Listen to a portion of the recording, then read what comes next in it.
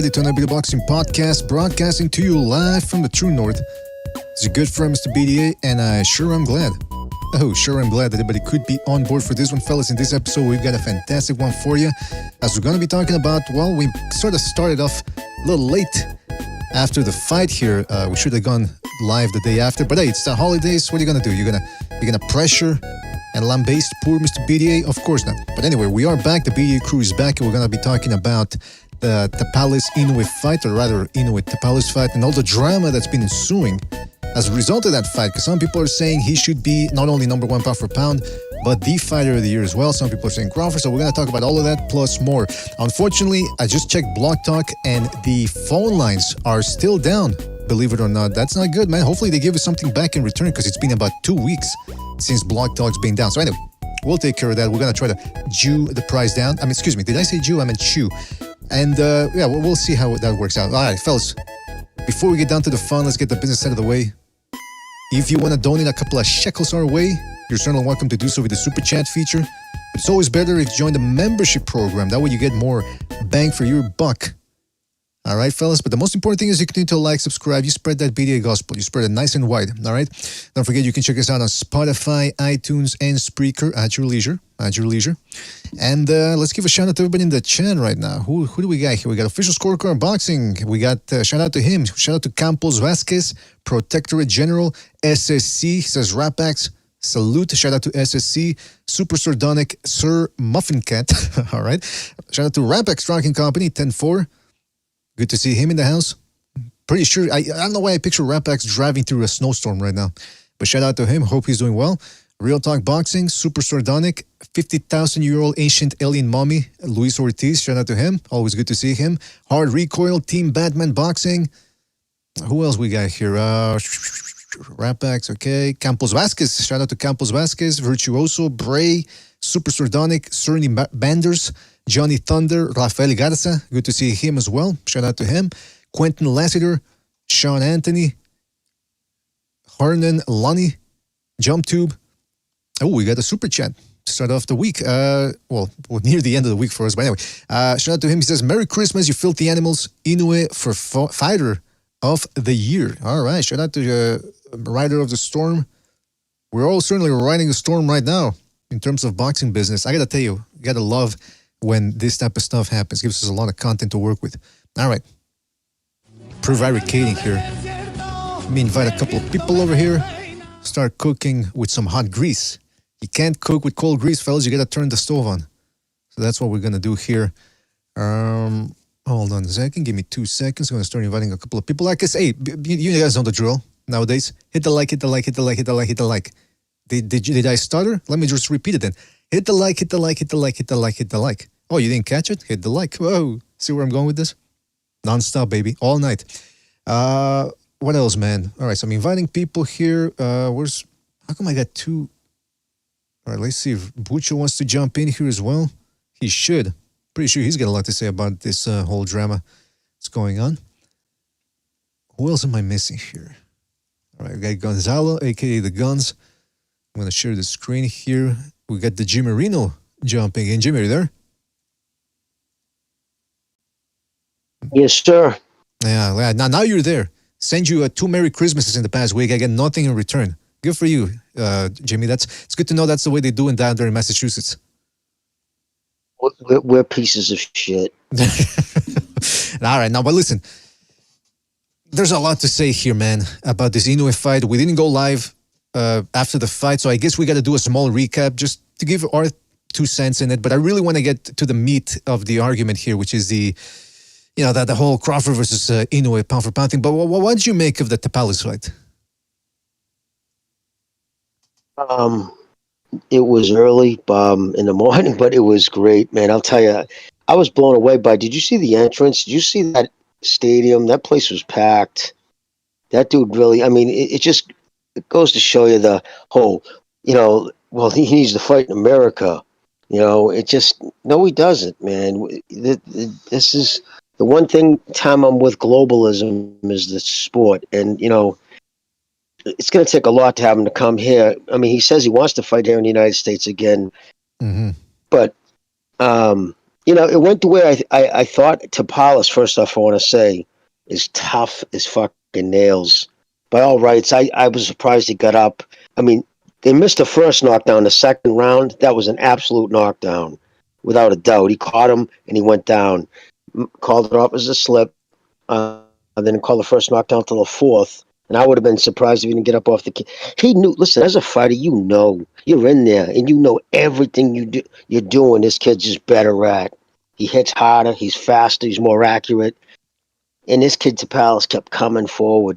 I know some people say, I was seeing on Twitter, of course, people were saying, oh, he could have got up. And some people were saying he threw the fight. He was looking at the ref. He didn't want to get up. Of course he didn't want to get up. He was getting fucking pounded. I think he broke his nose. I think he broke Tapales' nose in the sixth round. But just I could watch Inoue fight all the time, and I just got to say, you look at Inoue, you look at who he's fighting, you look at the caliber of competition, like any other, especially American fighter or European, anybody right now, they fight what would be considered their best opponent, and then we're going to see 4, 5 sometimes fights, filler fights, gimme fights, stay busy fights, before they fight another guy that may be 50-50. And yeah, and some other things we could throw in later in the talk. I just like, the whole, well, we knew he was going to win, so how can you credit to him? It's like, what? I also knew Crop was going to beat Spence. It just, you know what I mean? The levels, again, this goes towards, I'm sure what we'll talk about, the levels, the route that people will go to discredit him, to not give him his props is just shocking, but I'm sure we'll get into that. But yeah, that's my take on Tapales. Inoue's the best fighter alive today. Did it seem like Inoue sort of blew his wad a little bit after the first knockdown? I forget which round it was. I think third or fourth, or midway through the fight. But did it seem like he blew? Because afterwards he seemed to be slowed down a little bit after he dropped Tapales. The gun shy seemed a little more gun shy to throw his punches. Not necessarily gun shy, just inactive. It was the Philly. I think what it was when he changed his defense and he started dropping he came in with his left hand down and he did the lean back. That's a hard way to catch somebody. That's, and he did it pretty good too, Tapales. He thought he was going to get found out quick that way, but he actually did it pretty good. And it took him until about the sixth round. And that's usually when he usually turns it up. If you go back and you look at his other fights, he tends to turn it up around then. I think his father even said, in the sixth round, okay, it's time to turn it on. And as you saw in that last round, he really lit it up. But every time he had him hurt or up against the ropes, he started throwing many combinations. But again, I mean, he throws everything he throws with bad intentions. So yes, I mean, he's human after all. So again, yeah, I'm sure he got a little tired.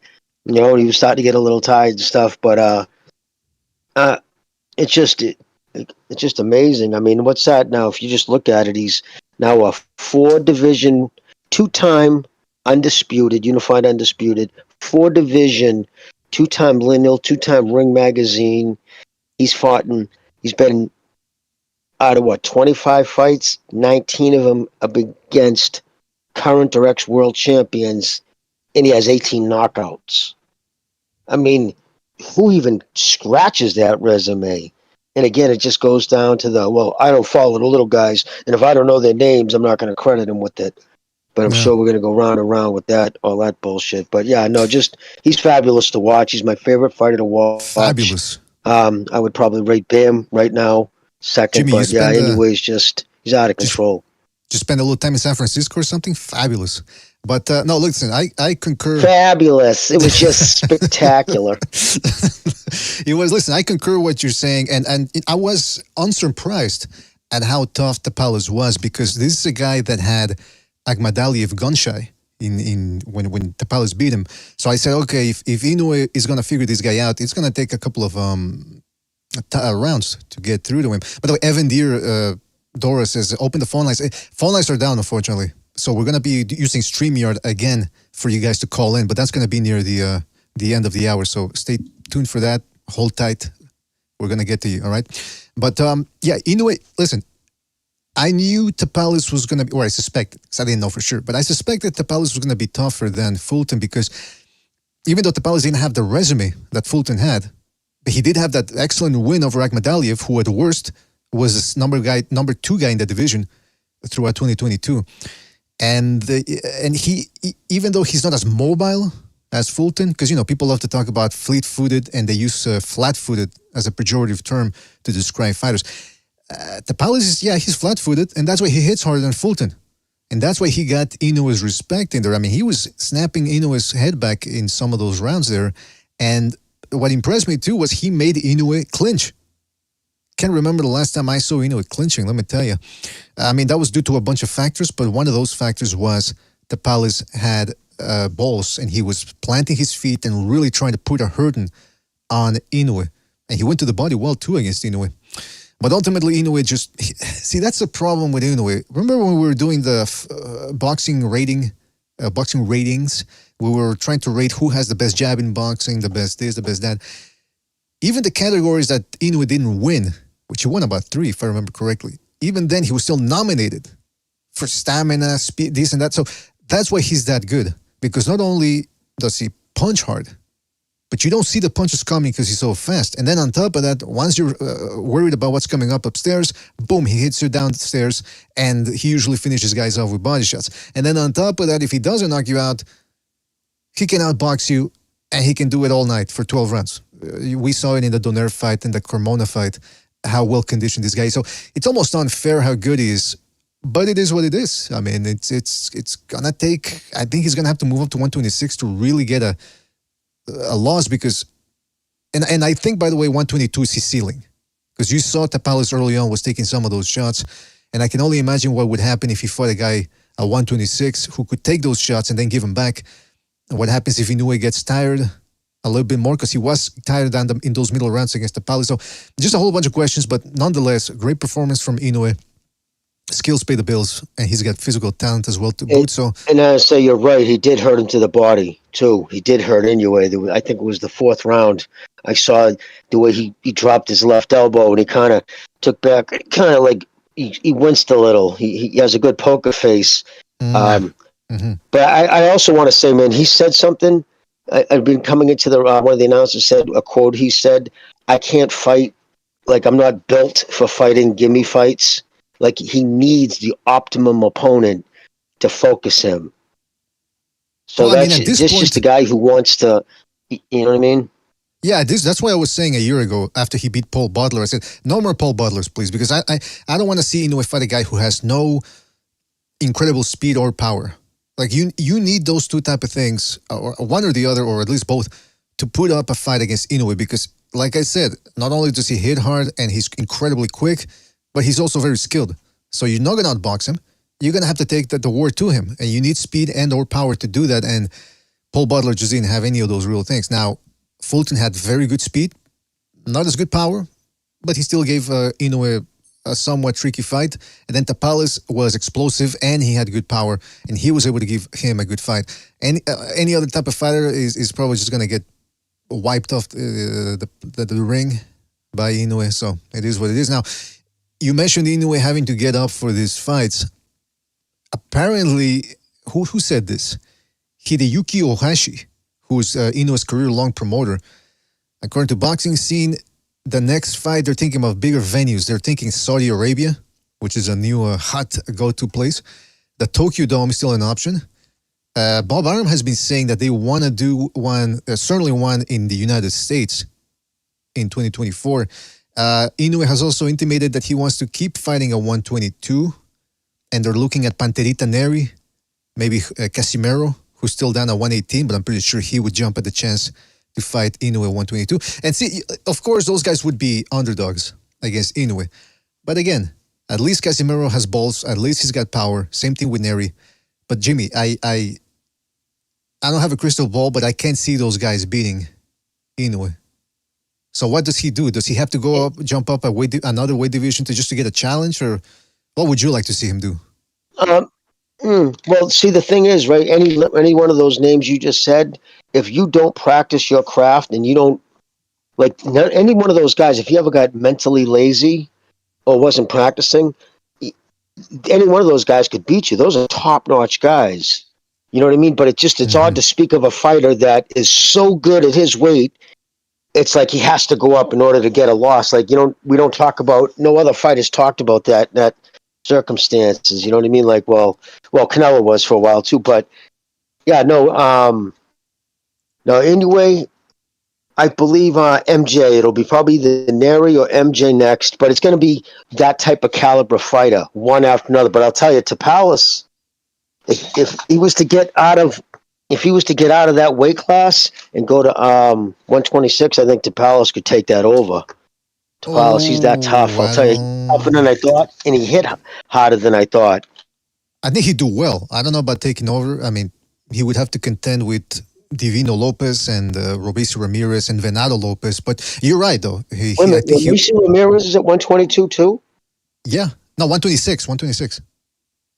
Yeah, 126. That's what I'm saying. I'm talking about like Tapales at 122. If Oh, anyway okay, was to okay, go to okay, okay. 126. I misunderstood. Okay, but you made a good point too. I wanted to touch on when you said that for Inoue to beat these guys, if he were to lax in his training just a bit, it would be a different type of fight because people don't understand that he makes it look easy, but that's because he's rolling at 100%. In other words, it's like you got a car and it's got the best engine, the best this, and best that, and it looks very fast, but fuck, man, everything's working overtime to look that good.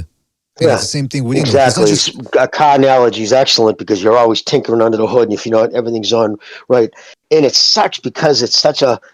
If it was almost, if it was Europe, there'd be all kinds of tape, and it's just hard. It's very hard to find like tape, and if I can find tape on them, I'm trying different apps to have like the language, translated to English. Mhm. People who know him. I'm just curious about his lifestyle. I mean, did you happen to see the picture he posted? Somebody posted. He sent it to me, and it's just unbelievable. Like if you saw this kid at the mall, you would think I would have no problem slapping him in the mouth if he took my Oh, parking spot. Right? That's the kid you would be tough against. Like I wouldn't even. Or like you'd say, I can't even be a mouth to that kid. He's so little. But because he's holding up a Gucci bag. He's not in skinny jeans, but he's in today's fashion, very like with the glasses on, like he looks like an accountant. You know what I mean? And hmm and he's a fucking killer. And make no mistake, he probably walks around 140 pounds. So I know a lot of people thinking in the chat, maybe these guys will walk around 6 foot, 225. Oh, yeah.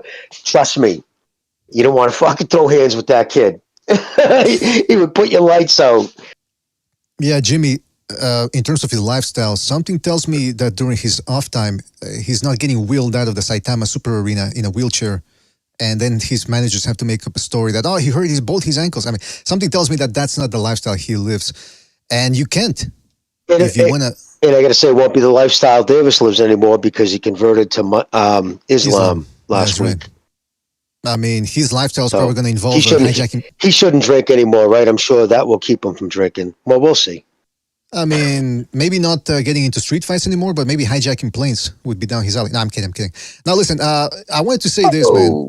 Oh, But listen, the point is this. Inoue fought a great fight, and again, it's I learned my lesson though. That's why I was giving Tapales a good shot in this one because I remember when Roy Jones back in 2003 had beaten John Ruiz at heavyweight, and all of a sudden people were saying, "Well, geez, I mean, if a heavyweight can't beat him, how's Antonio Tarver or Michigwelski or Jirov going to get his respect? I mean, it's over. It's a wrap. This guy's the best fighter in the world." And then lo and behold, he fights Tarver, and well, you guys know the story. So nobody's invincible, nobody's unbeatable. But fuck, man, some people come close to that, and that's what Inoue is right now. in my lifetime, he's one of the handful. Like I thought Hagler was invincible. And in the 40 years that I've been following this sport closely, he's about as impressive a fighter when you combine everything. Like Hagler didn't hit pound for pound as hard as this guy. This guy has one shot knockout power, right? Hagler wasn't like that. He just beat you up. In his conditioning and toughness. But he wasn't the fastest. He didn't hit the hardest, but it was all the intangibles that made him just a tough out. And the more he fought, the better he was.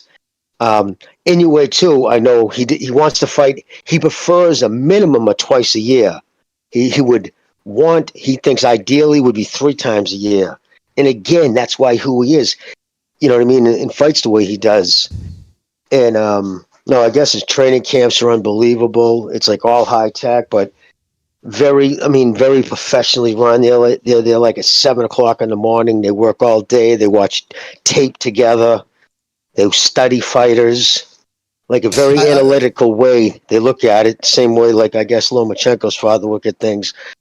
But well, they're Asian, Jimmy. very That's why they respectful do. too, kid. Yeah, They're it's Asian, part of so the that's why they culture, I do a lot of guess. studying. I mean, you're Asian. You wake up. I mean, you're born into this world with a book in your hand, reading it. I got to get ready for the SATs. But the point is this: that we're giving Inoue too much credit here. I want to also point out some other things that made him look human in this fight. Like I said, Tapales, after he got dropped, you could see it was a bit of a wake up call for Inoue because he was getting touched up in that fight, and then he racked it up to 100% and dropped him. But you could tell that he blew his wad a little bit, and then Tapales came on strong, landing good straight lefts, some good lefts to the body as well, and he had Inoue holding. I'd never seen that before. So you know me, I hate the holding, and I was thinking, what if Inoue is holding? That must mean Tapales is getting to him. Also, some of the defensive deficiencies, because you know what?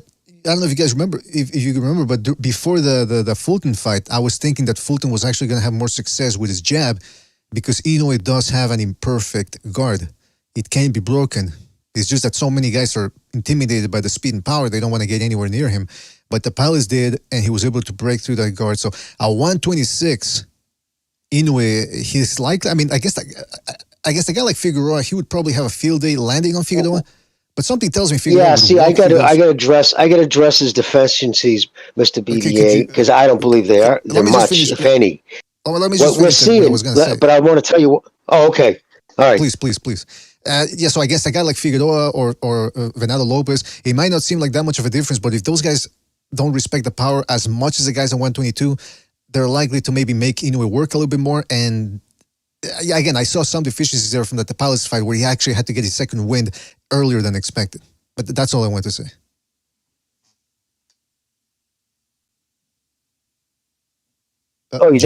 Sorry, I'm having a hard time. The mute thing again. No, what I want to say about the deficiencies, what's happening here, right? The reason why we're seeing him take these shots and catching shots, it's not because he lacks a deficiency like defense. Because I was really like, I've got it. I must have watched that fight now already 5 times. I just really appreciate what he's doing in there. And what I'm seeing, and what his father was telling him too, don't get so focused on the offense. Because what's happening, he's leaving himself in a stance where everything's about the offense. You know what I mean? Once he's making, so a lot of times, like, it's hard to explain, but no, when he was coming in at him, he wouldn't hold his hand up high enough. He started dropping his hand. Those are things that he didn't do with Fulton. I think it's because he respected Fulton. The reason being, he reads the newspapers. He says it's a problem of his that he tends to follow things on social media. He likes to see what people are saying. I don't like that because not when you're in your middle of your career, because that can play with people's heads. You know how nasty people can be. But anyways, so like he said, going into this fight, it was hard for him to get up for this fight. Even though Tapales is tough and he knew he was tough, because everybody, including the people around him, were telling him how easy this fight was going to be. So he's at that status now where that's a dangerous place to be, where now your people around you are telling you, and he's smart enough, right, to have the self-reflection. How many fighters do that? They usually buy into it, A.K. Wilder, which we're going to step into later. But he has the self-reflection of and smart enough to say, wait a minute, man, you guys, seriously, this isn't good for me. Everybody's telling me how easy this guy's going to be. It's human nature. If you know and you think too hard this guy's going to be easy, I don't think he was sharper against Fulton. Absolutely. I don't believe it's age. Clearly, he's not even 30 years old yet. I think what it was is he just didn't have the same level of respect, even though Tapales hits harder. But yeah, I saw some things he did in there, and there weren't so much deficiencies as he wasn't as sharp. You're right. You're 100% right. As good as I think he is and how good he was. And see, that's what I mean, Mr. BDA. You shouldn't question yourself. You got a good eye. A lot of people wouldn't have noticed that there was a little bit of slippage from the Fulton fight to this fight, but there was. Well, let me. And it's because the level of respect. Well, yeah, okay, but that's why like if you have good defense and you're not using it, that's a deficiency. That's what I'm saying. And Of course it is. there were times when he was standing in front of Tapales with his hands up. He put the earmuffs up, and Tapales was breaking through the guard. So that's what I'm saying. It's an imperfect guard. It's not not listen. A guy can't be perfect, and that's one of Inoue's deficiencies. Is he doesn't have a perfect guard. It's not as tight as it could be. It's not a tight. No, I'm just saying. I know. I Every mean, muscle must be tight. You're tight. The way you say tight, brother, it's awesome. I know, man. I know. Tight, yeah. But listen, it's an imperfect guard. So that's what I was saying, and that's why I think again. I think there might be something to what you're saying because he did kind of seem surprised at how well Tapales was fighting in the first 3 rounds. That's why he had to go into overdrive to drop him in that first knockdown that he had. And then afterwards, he had to recoup a little bit because he'd spend more energy than he'd expected early on. But I mean, listen, that's how good this guy is. That Akhmadaliev was weary of Tapales' speed. I watched that fight the night before, or rewatched the fight, and Akhmadaliev is a better technician in some ways than Tapales, but Tapales was showing a good jab in that fight, a good straight left, a good double right hook as well. So, and then he would, against Akhmadaliev, he would jab to the body, because they were both southpaws, so he would jab to the body and then boom, uppercut upstairs through the guard. So this guy can break through guards. The guard that he broke through against Inoue wasn't the first time. So Tapales came into fight, he was a tricky opponent. And you're right though, if Inoue hadn't fought him a couple of days ago, you'd still see Tapales kicking some ass in this division because he is that good. Oh, absolutely. But that's the other question I wanted to ask you. Absolutely. Do you think this fight World-class fighter. But do you think this fight took a little bit out of him? Because, I mean, this was a beating through and through. No. I think he took a pounding, but I think he's going to walk away from that knowing who's he going to fight next, who's going to hurt him. If he's mentally strong, he'll realize I just took the hardest punches I'm ever going to take in my career, right? And it took him many rounds, got up off the canvas. And even Inoue, I believe, said he was the toughest opponent he ever fought. Meaning, like, just tough. Like, so Inoue knows, and of course he knows, he knew a couple of times he caught him with shots that would have put, the type of shots that put Fulton down. Like, it was hard to lay those shots on Fulton because his thing was speed, get out of the way, hard to hit clean. Those two, that left, right, he put Fulton, that sent him to spin, and then he capped him off. He hit Tapales with those type of shots 30 times. Like, fucking, that kid Tapales was tough. And I think that definitely surprised him. And I think he probably appreciated it too, because it doesn't make him any good not to take punches, right? Not to take good punches, get that punch callus going, right? And the base of your neck too. I've been reading more and more now. We'll talk about this some other time. That you build up a thing in the back of your neck where you can take shots better. But so yes, I think that was, I think that fight is only going to make him better. And I think he's going to learn, or at least the people around should learn. Don't take anybody lightly, no matter what. Because I forget what it went off. He was the favorite, highly favored. That's another thing. Vegas starts giving you wider odds, and we've seen it 100 times. People get comfortable. I think he's smart enough not to do that. But I also want to say too, the reason why he takes a lot of shots, even though you can have your guard, to put a real defensive guard, it's hard to throw a hard punch off a strict defensive guard. And if you're like, when I say defensive guard, mindset of like, I'm not going to get hit. My hands are going to be high. I'm going to be in the right position because your mindset is in a defense mode, kind of the way Haney fights all the time. And I'm not saying that as an insult. I'm just saying, ass up, throws his jab, his body weight's already on darting out. Inoue thinks completely different. He's waiting for you to make a mistake. He's waiting to see, get your time, and he's turning with you, staring you in the eyes. You know what I mean? And he's waiting for you to make a mistake he can capitalize on. So when that's your mindset, when you're fighting, you're obviously much more easy to get hit, especially when you're tempting him to throw punches, because your most devastating work is after somebody throws. Like, you go back and look all his knockouts, all his damage. Because it's not so much he's a counterpuncher because he's very, offensive, but most of his knockouts and shots come in after somebody throws. Because he's that accurate, he knows you're off balance, you miss with a right, you miss with a left, or he punches over one of your shots, like you did with Fulton. That's what he's constantly, so he's always trying to do those things, and when you're doing those things, you are there to be hit. the thing is, he has a great chin, and we know he's tough as nails. How many guys fighting today? Billy Saunders gets a broken eye, oracle bone, and continues on. That's right. Like Canelo walked to the corner. Yeah, he's not fighting. He knew he broke his eye. He could see it, and that's why he walked back to the corner. So, and he didn't quit. Even the guy some people were calling the boogeyman in Dimitris Andrade has 2 tough rounds. And he says, I think I'm going to call it quits. I'm going to go to the sauna, hit the jacuzzi. But, by the way, you said that it's Inoue is staring at your eyes. That's got to be scary because he's reading your eyes and you're staring into his eyes, but you can't see him because he's Asian. So it's got to be scary not being able to read his eyes. Oh. See, we rip everybody, every race. That's right. Everybody gets it here. Did you say rip or nip? Because of the Asian thing or whatever. Oh my God! There you go. I don't know, Jimmy. That's what you said. Don't forget to tip your waitresses on the way out. I love this crowd. No, I'm kidding. It's all in jest. But look, okay, so yeah, Inoue, man, I mean, I'm telling you, it's going to be exciting to see what he does in 2024. And by the way, for everybody because again, this is something we're going to get into later, but just to give people a preview, again, after the Fulton fight, we had people saying that Inoue had to move up to 2 more divisions to be considered 3 divisions, all to 135 to be considered a pound-for-pound great. And he has to fight Gervonta Davis. Here's what Gervonta Davis said recently. I'm not fighting him, Davis posted on Instagram. He's nowhere near my weight. I don't know why this keeps coming up. So, I mean, it's coming straight from the horse's mouth. Or the camel's mouth now, because he's Muslim. Yep. So I don't understand why people. Yeah, I don't understand why people keep bringing that up. But why does he? And by the way, we're gonna get into you're on fire tonight. I mean, but I don't know why. Look, listen. I want to bring something up here.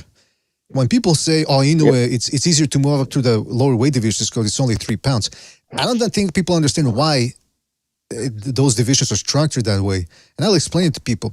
The average height. Or not the average height, but people average between 5 feet 1 inch tall of height and 5'5.5" down in those weight divisions.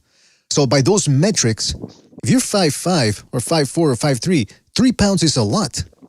You can't be packing on that much. I mean, if you pack on 15 pounds and you're 5'5", you're gonna look like Tank Davis or Isaac Cruz, little short, stocky guy that's about looks like a weightlifter. That those guys are rare. And the fact that Tank Davis can actually compete at 135 is because he's got incredible speed and power. You don't see many other short guys competing in those divisions because you're at a disadvantage and you need certain other physical advantages to make up for them. So when people go, oh, those little guys, they're only moving up 3-4 pounds. Yeah, because that's a lot for them. And I'll give you an example. Paul Williams, back in the late 2000s and early 2010s, he was 6 feet 2 inches tall. He was a welterweight. And then all of a sudden he says, nobody wants to fight me at 147. I'll move up to 154. And then he's bored with that division. He moves up to 160. Easy. Because he could pack on that type of weight onto that wide frame of his. A guy that's 5'5", 5'4", 5'3" can't do it. So hopefully people understand now that when you're moving up to those weight divisions down there, it's not easy. If it were easy, you'd see more people doing it. It's, Mr. BD, I saw Ring IQ last night on a live. Having the hardest time explaining to a couple of his callers, including one, Beats, who's actually knows his boxing. No disrespect to him. I appreciate what he does. But he was having a hard time with that. He finally got it at the end. But it's all relative, right? When you're 120 pounds, 3 pounds, what's the difference of 3 pounds to a 122-pounder than a 180-pounder? Clearly, it's going to mean a lot more on that little guy. 5 pounds of muscle, like you said, is humongous. When you know what I mean? It's just when you're dealing at that size, it's all relative. You know what I mean? Everybody's like, when you go up in the bigger weights, some of these classes, it's 8 pounds. In fact, what's the widest? Is it? I believe it's 160. Well, 8 pounds, 160, 168. I figured after that, on the top of my head. But anyway, so that's like 8 pounds. And they do that because it's relative to the size of the men you're dealing with now. Guys over 200 pounds can drop 3 pounds with a good fucking dump. You know what I mean? It's just ridiculous. So, yeah, no, it's nuts. And to like discredit that is crazy, especially when the talent, if you want to talk talent right now, from 115 to 126, those 4 rounds, 4 divisions, name another 4 divisions. 60 to fucking heavyweight. That talented? Not close, right? Limited. The fucking heavier you go now, the less and less there's really out there. You know what I mean? But in these lower weight classes, this is where all the talent right now is, put together, especially where the sport's becoming more globally, relevant. In most countries, a lot of these guys, especially over in Asia, are smaller people. So, yeah, no, it's just the whole discrediting for the size aspect is about as ignorant of all the fucking discredited things they use. That's a great it's just point. Lack of common sense. Listen, we're going to get into the pound for pound thing now. Might as well. I just want to start off by saying, because people get really bothered by this pound for pound discussion thing. Look, I have Inoue edging it, and it's a close but clear decision from my end that I think Inoue is not only the pound for pound best fighter in the world, but also the fighter of the year. But that doesn't mean that Crawford's resume sucks. It's not a discredit to him, in other words. What he did against Errol Spence, yeah, it was expected, but it was a fantastic performance that I didn't expect. I mean, the win was expected, but not the way he did it necessarily. So, again, just because you choose one guy doesn't necessarily mean you're discrediting the other. That's just what I wanted to start off with right off the bat. And what else was I going to say about that? Well, I don't know. I want to go first on this discussion before I lose my train of thought. When people say that about... Yeah, people say, look, there's two main arguments here. One is, okay, Crawford only fought once, but his performance was sensational against a pound for pounder, top 10 pound for pounder, Errol Spence. Now, the counter argument is, yeah, well, Inoue, yeah, okay, he didn't fight any guy that was on the pound for pound list, but he beat the two best guys in the division. Now, some people are coming back and saying, well, nobody knows who those are. First of all, yeah, people know who they are. So don't, the people are saying that these are unknown fighters. Please don't project your ignorance onto everybody else, because we certainly knew who these guys were. Second of all, Jimmy touched on that a little bit. People are saying, well, he was expected to beat those guys. Last time I checked, Crawford was the favorite against Spence as well. So let's not make it out to be like he was the underdog in day one and he just pulled off this great upset. Second of all, if you want to say that he was a less of a favorite than Inoue against Fulton, I can agree with that. But nobody expected Inoue to make it look easy against Fulton. So that's a plus on his side as well. And Tapales was the number 2 guy, or beat the number 2 guy beforehand. And there was no dispute that he beat him. Yeah, he got a little rough for him at the end there, but he beat up a guy that was number 2 in the division. And Inoue goes up to that weight division, no tune-up, no preparatory 1 year acclimatization to that. I got acclimated to the weight. No, he went in there, it's like, give me the best, boom, boom, boom. All right, that's it. What else you got? And the way he beat these guys by stoppage, barely losing a round, with all the other accomplishments he'd had prior to that, I think it's a close one, it's a close race, but I think he clearly edges it against Terence Crawford. That's my take on that one. And I'm if somebody wants to pick Crawford, I'm not gonna get angry over it, but I think it's the wrong pick. Oh, sorry, I thought you were queuing me in. Yeah, no, I was, but then you there was silence there, so I said, let me just keep going. I agree with everything you said. Look, I would probably, because I was more sure, I was really confident that Inoue was going to beat Fulton. I wasn't so confident that he was going to beat him like that, or I thought Fulton was going to do better than I saw Spence. Even though Spence did worse than I thought, I still was 100%, like, no question asked, that Crawford was going to outbox him. Like, I thought he was going to give him a boxing lesson.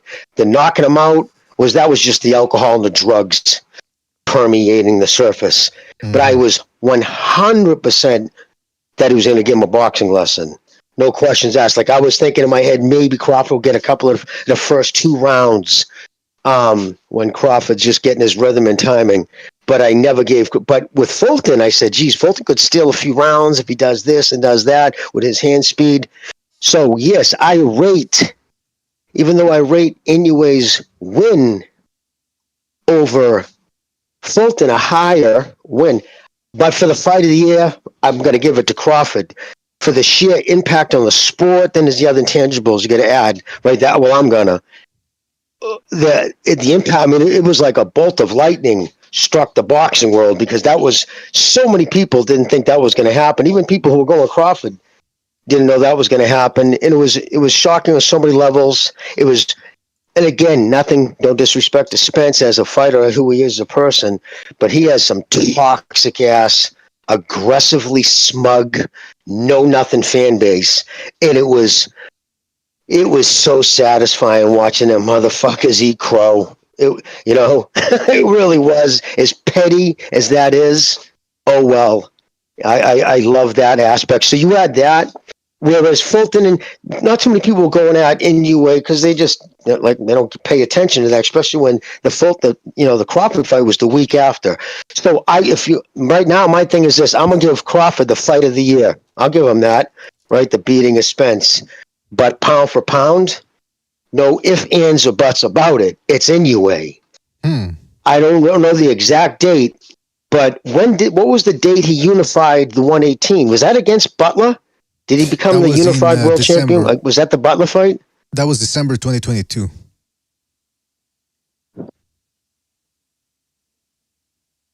Jimmy? Mr. BDA? Oh, yeah, no, I'm still there. No, do you know what the date? Yeah, December was that, 2022. How long ago was that? December 2022, so about a year. So a little over a year, he's unified two 4-belt divisions in a little over a year. Yeah, no, he's pound for pound fighter. And the quality of fighters, like, for instance, Crawford fought a week after Inoue, right? Mm-hmm. They're not even talking about going into training camp for this rematch. You know what I mean? See what I'm saying? Like, it's going to be they're probably almost a year before they fight again. Inoue will probably have a second fight. I wouldn't doubt if he has a second fight before, before Crawford has another fight, and that sucks. Right. But for those reasons, it's the level of competition he's fighting. Nobody's doing that. Nobody's taking out the level of competition the way he is. Although Crawford has been stopping all his opponents, but what has been one of the knocks going into the Spence fight? Who's he fought? And I never said that. I rate a lot of his, especially 140 opponents, higher than some people. But at 147, come on, Khan. I mean, wasn't that one of the fucking... No, not Khan, Brooke and shit. Yeah, man, that dude, for Christ's sakes, he has to use fucking 23andMe to find his fucking original self. You know what I mean? He's so far gone from that.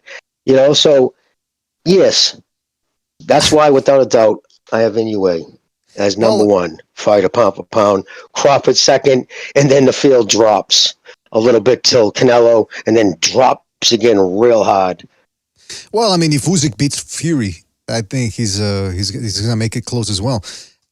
Now, I want to say I never know. That's just a reaction. Sorry, that I never rate the heavyweights from the old school with pound for pound. That's the thing you use. So reflectively, I don't do it. My mind doesn't even go to heavyweights. That's why I wasn't even thinking Usyk.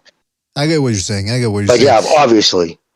Yeah, no, but listen, I want to say something too about this pound for pound thing, because that's another argument that some people have been using, and there's a fighter involved in this, ironically, who's using the same argument, and that is Terence Crawford. Now, I'm not a Terence Crawford fan, and hopefully people now start seeing why I'm not particularly fond of the guy. It's because he's a diva. But for some people, a lot of people seem to think he's this salt of the earth, blue collar type of guy. No, he's a diva. And look at what he said on Twitter. I'm putting it up on the screen here. He says, "I'm the only fighter to be the top 5 pound for pound fighter this year. And the way I beat him was unmatched. 2023 Fighter of the Year is me. Some might say, but I only fought one time. But that one fight," he says, "was bigger than any of the others. #facts. Now, let me just say something. I remember one time they asked, I think it was Canelo, they asked him, "Hey, are you the number 1 pound for pound fighter?" He said something along the lines of, or I think they asked him about whether he was the best Mexican fighter. He said, "Hey, listen, I let the people decide that." I think they'd asked I don't know if it was Pacquiao too, but they'd asked him one time when he was at the top of the world, and he said, I let the fans decide. Glenn Johnson, when he unified when he won the light heavyweight championship, rather, in 2004, he beat Roy Jones and then Antonio Tarver. And they asked him, "Hey, are you the best?" And he said, "I'm not the best. I'm just a guy who's willing to fight the best." This is what Terence Crawford is saying here. It's one of the rare times I've seen a fighter bigging himself up. This is Clarissa Shields type territory. that he's going into. Yeah. And I'm not surprised by his behavior because ever since he beat Spence, all of a sudden he started showing up at all these fights. They're bringing him up on stage for the weigh-ins and all that. You could tell he was really trying to stretch his 15 minutes. And it's not surprising that he's going to these lengths now. He's groveling and telling people, me, I'm the best. Look, he butchered, decimated Errol Spence. He should be confident enough to go, hey, I don't give a shit what people say. Look at the results that I get when I actually step into the ring. Actions speak louder than words. But instead, he's on Twitter, he's fighting people, he's going at it with Ray Jackson. I mean, I don't understand what this guy's deal is. I mean, so yeah, I've always said that he's a bit of a diva. I don't understand why he gets so much. Well, I do understand why he gets so much love is because for years he was up against Errol Spence and Spence was a PBC guy. A lot of people hate the PBC. So that's the way he went. But I mean, this dude, he needs to calm down a little bit. And you know why? And I'm just egregious, man. What are you doing, bro? The best doesn't have to tell the fan base you're the best. Let your actions carry it. But you notice Inoue wasn't saying that. Well, he might now after that bucking that he's posted that, right? Like, but if he said that because he knows in his heart he's not the fucking fighter of the year, he's not pound for pound number one. He knows that Inoue is, and if he doesn't, he's lying to himself. And so I guess that's just an American boxing trait because that's absurd. You can't compare. Listen, he has won championships in more divisions. He has fought and beaten more world champions, okay? Mm-hmm. And he's unified two divisions like you, but in a little over a year. So, you know what I mean? You go by just the criteria, take the feelings and emotions out of it, man. He's just accomplished more. He's achieved more. And those guys, and look at the age. Let's look at, tell me, look, going back, even though I rated a lot of these guys, like I said, at 140, right, Mr. BDA? Mm-hmm. What champion has Crawford beaten recently, especially at welterweight, who's gone on to become dominant or another champion or become world champion again? I mean, right. So I don't think retired. Yeah. Who? Porter retired. I'm just going through the list. Porter retired. Yeah. Oh no. Okay, I didn't hear you. No, but keep going. Oh no! I was letting you go through the list because you would know better than I. You have a better memory. I can't think of any. That's why I was asking. I can't think of anybody he's beaten going all the way back to 140. He's become champion.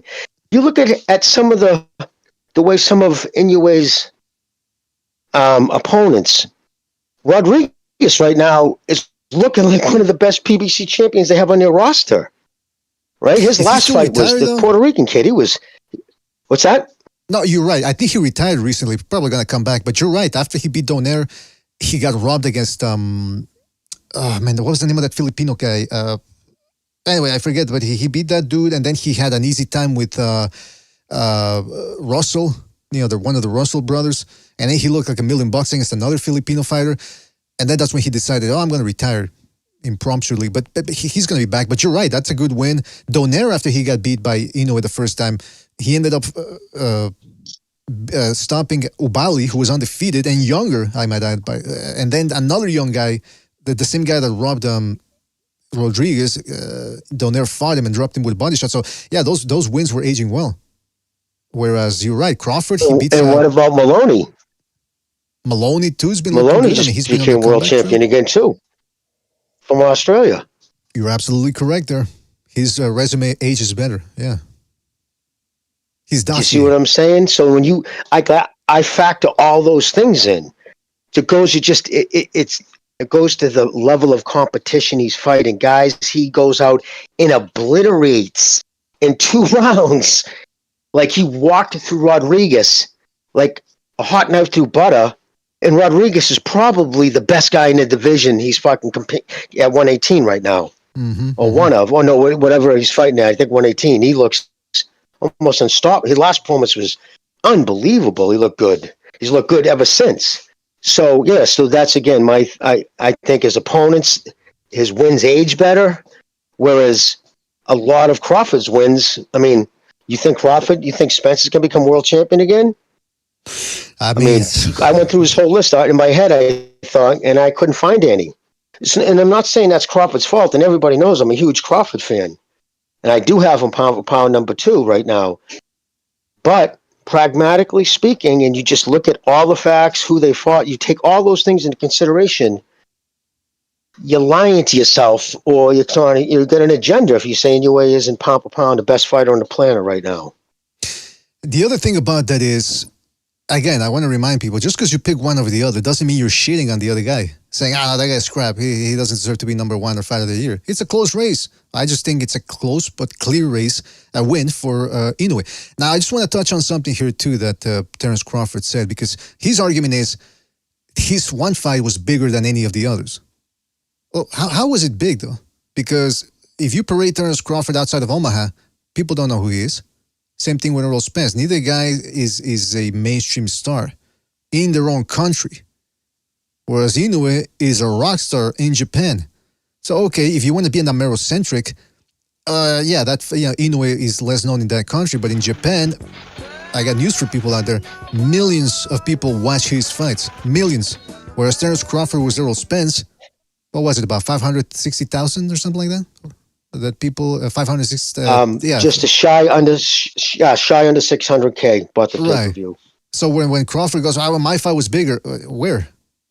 You didn't even come close to a mil pay-per-view buy. So sorry to say, and this is something we were trying to tell people. Some people were coming into the open line saying, Crawford Spence is going to do 1 million pay-per-view buys. I'm thinking, all right, you don't know how this works. You don't have your pulse on the boxing world. We do, because we're hardcore boxing fans, but it is what it is. The point is, that argument... we called it right, by the way. Put it out there, man. Give us our dues, man. We said probably 500, 600,000.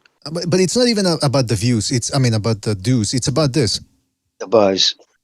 Well, it's about the fact that you can't just say, my fight's bigger, so therefore I should be fighter of the year. Because if that were the criteria we're going with, more people know who Canelo is, so his fights are bigger. So therefore his wins are bigger, therefore he should be number 1 pound for pound and fighter of the year. That's not how it works. It's about the worth of the fighters. So I think that's what people should stick at. And anyway, we already told you why we think Inoue's run was better in 2023. So people can take it or leave it. At the end of the day, who gives a shit? You know what I mean? I don't know why people are getting so angry. I was watching some comments on Twitter. I guess that's just the Twitterverse nowadays. It's just people spouting off at the mouth and getting angry over things. So it is what it is. But it's fueled also from YouTube, the culture on YouTube.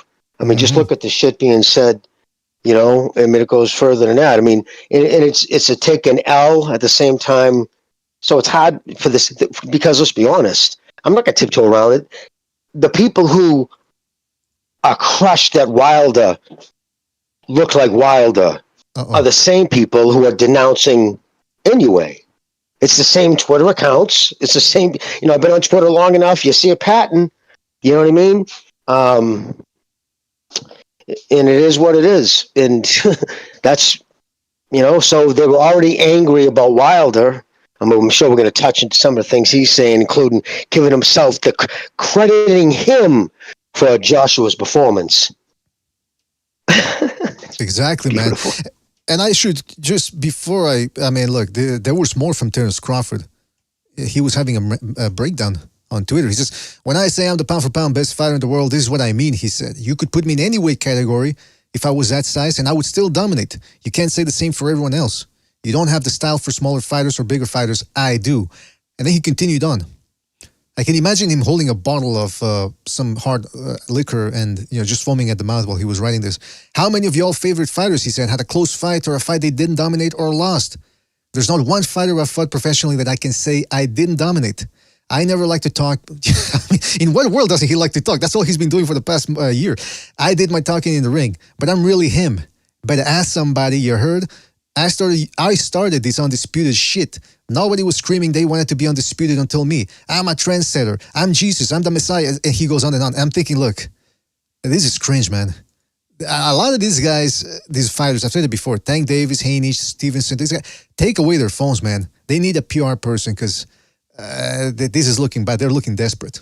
So I'm not kidding, man. I just put it up on the screen. That's what Crawford said. So it is what it is, man. That's unbelievable. I'm so disappointed with him that he's talking like that. He's trying to convince himself. He sounds like a dope now. If he's comparing himself, if he's saying that about Inoue, which I don't know if that's what he's saying. If that's who else the he's digs saying he's it about? throwing. Yeah. I don't know. Maybe there were certain writers who were saying that. I don't. But then again, he is. He's comparing himself to Inoue. I'm trying to think who he's actually saying it to. Did some writer he follows say it? Something.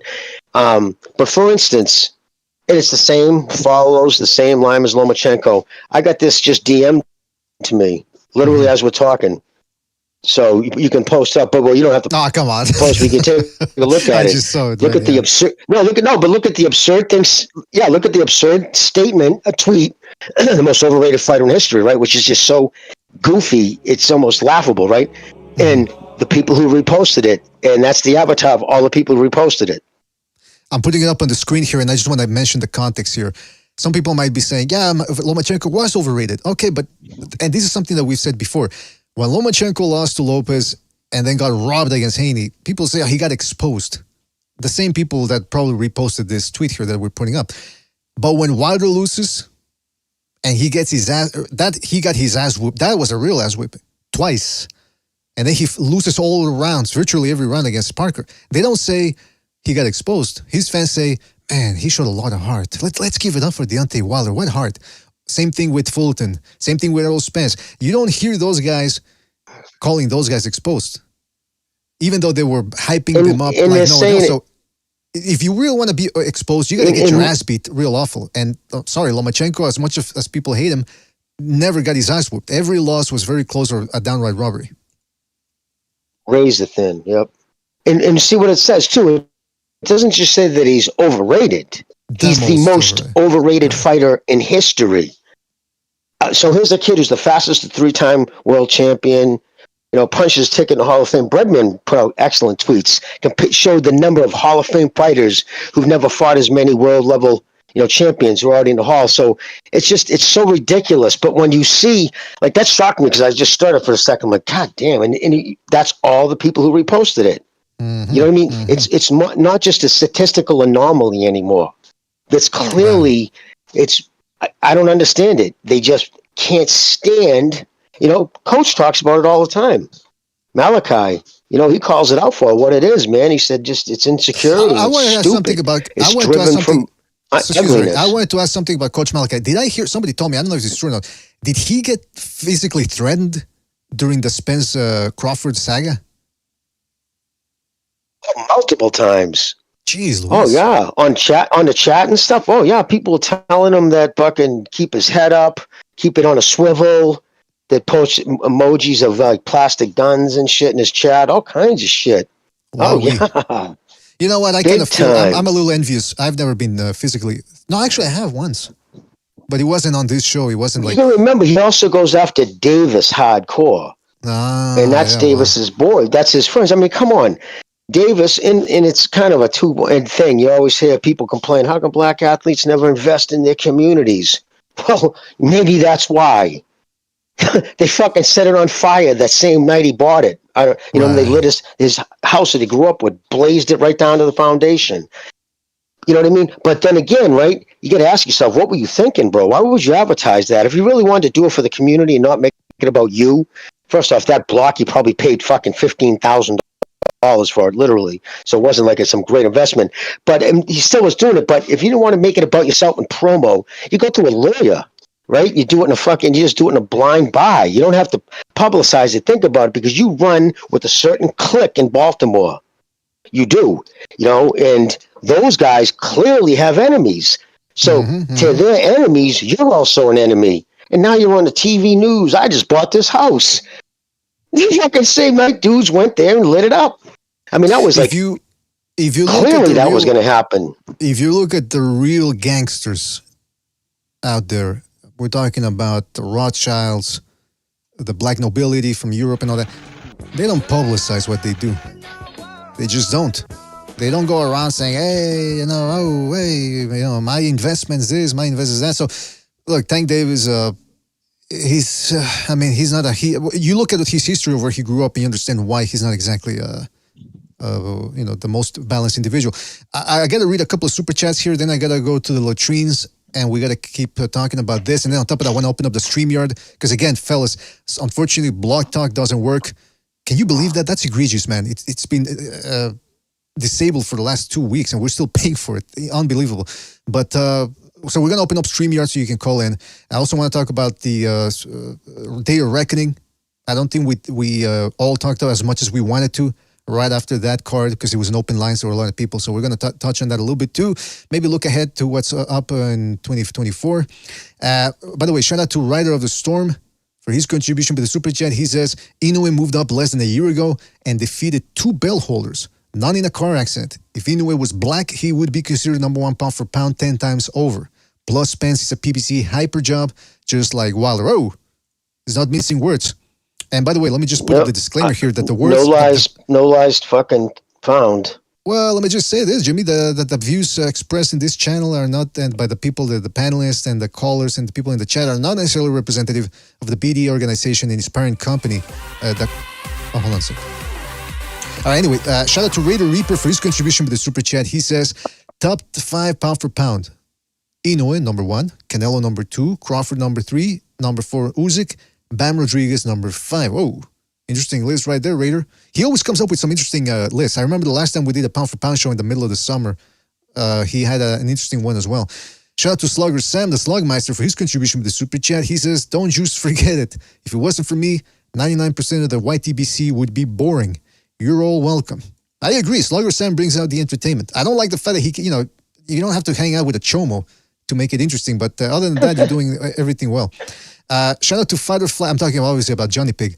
Shout out to Fight or Flight Boxing for his contribution with the Super Chat. He says, unfortunately, time is not on Crawford's side. Inoue has more time to work and defend his titles, eventually moving up and becoming undisputed again. Your thoughts? You're absolutely right. That's a good point there from Fight or Flight Boxing. Crawford is 35, soon to be 36. And there's not that many great opponents in the vicinity of 36, BDA. 36. 30. Oh, there we got the Recognize jumping by. Recognize. What's up, buddy? How you doing, buddy up, boys? How you doing? We're doing fantastic. Hope you've had a fantastic holiday so far. But I wanted to say that Inoue is in a little bit of the same boat, but he has more time, is what Fight or Flight Boxing is saying, because he's what, 31? 29 or 31, I want to say. I thought he was 29. Yeah, 29. 30. He'll be 31 early this year coming up. He'll be shit. Yeah, he's a 30-year-old. I mean, the fact that this guy is is still in his physical peak, and he's already accomplished what he's accomplished, that's insane to me. But anyway, listen, I'll let you guys cook if you want to keep talking about that, or about the Day of Reckoning card. If you want to touch on Wilder's comments that he made on 78 Sports TV about 2 days ago. You guys take over, please. I'll be right back. The floor is yours. Did you see it? Did you happen to catch 78's podcast with Wilder on it? I don't watch 78 anymore. Okay, so you didn't care. Okay, yeah. Do yourself a favor. If you want some good giggles, my brother, go watch it, because the level of it's, what is somebody hashtag sycophant soliloquy. It was awesome. But dude, he's put it this way, this is supposed to be like he's talking to him. Like, champ, like I knew your time was off because like you never miss with the right hand. And there's like things out there, guys showing these crazy fucking montages of him missing big with his right hand. But this guy lost every fucking round to a dude that's a middling heavyweight. Like, he's not an elite heavyweight. He isn't. He's got decent skills, but he's not one of the best. And he won every round. Oh, I lost every round. And for him to go at the end of the round, first off, raise his hand like he did something, that was just asinine. And then for him to go and turn around and say that Joshua hasn't fought like that in so long. He hasn't fought like that. The only reason why Joshua fought like that, looked that aggressive and that good, is because he was so gassed up that Wilder lost the fight. Now he doesn't have to face him. Just wrap your head around that shit, dude. Jimmy, himself. There's so much cap on what you just said right there. Like, okay, number one, that he's never missed with the right hand. Let's start with that. Oh, yes, he has. Plenty of times he's missed with the right hand. And it didn't matter how busy he was in his career, he missed with that right hand all the time. Secondly, Him raising his hand. What? Dude, I barely gave you a round. If I was being nice, maybe 2 rounds. And that's me really like being like super nice. Two rounds at best. Okay. You lost to a guy when he was at his best was a B-level fighter at the heavyweight division. I'm talking about at his very best, Joseph Parker was a B-level fighter. Okay.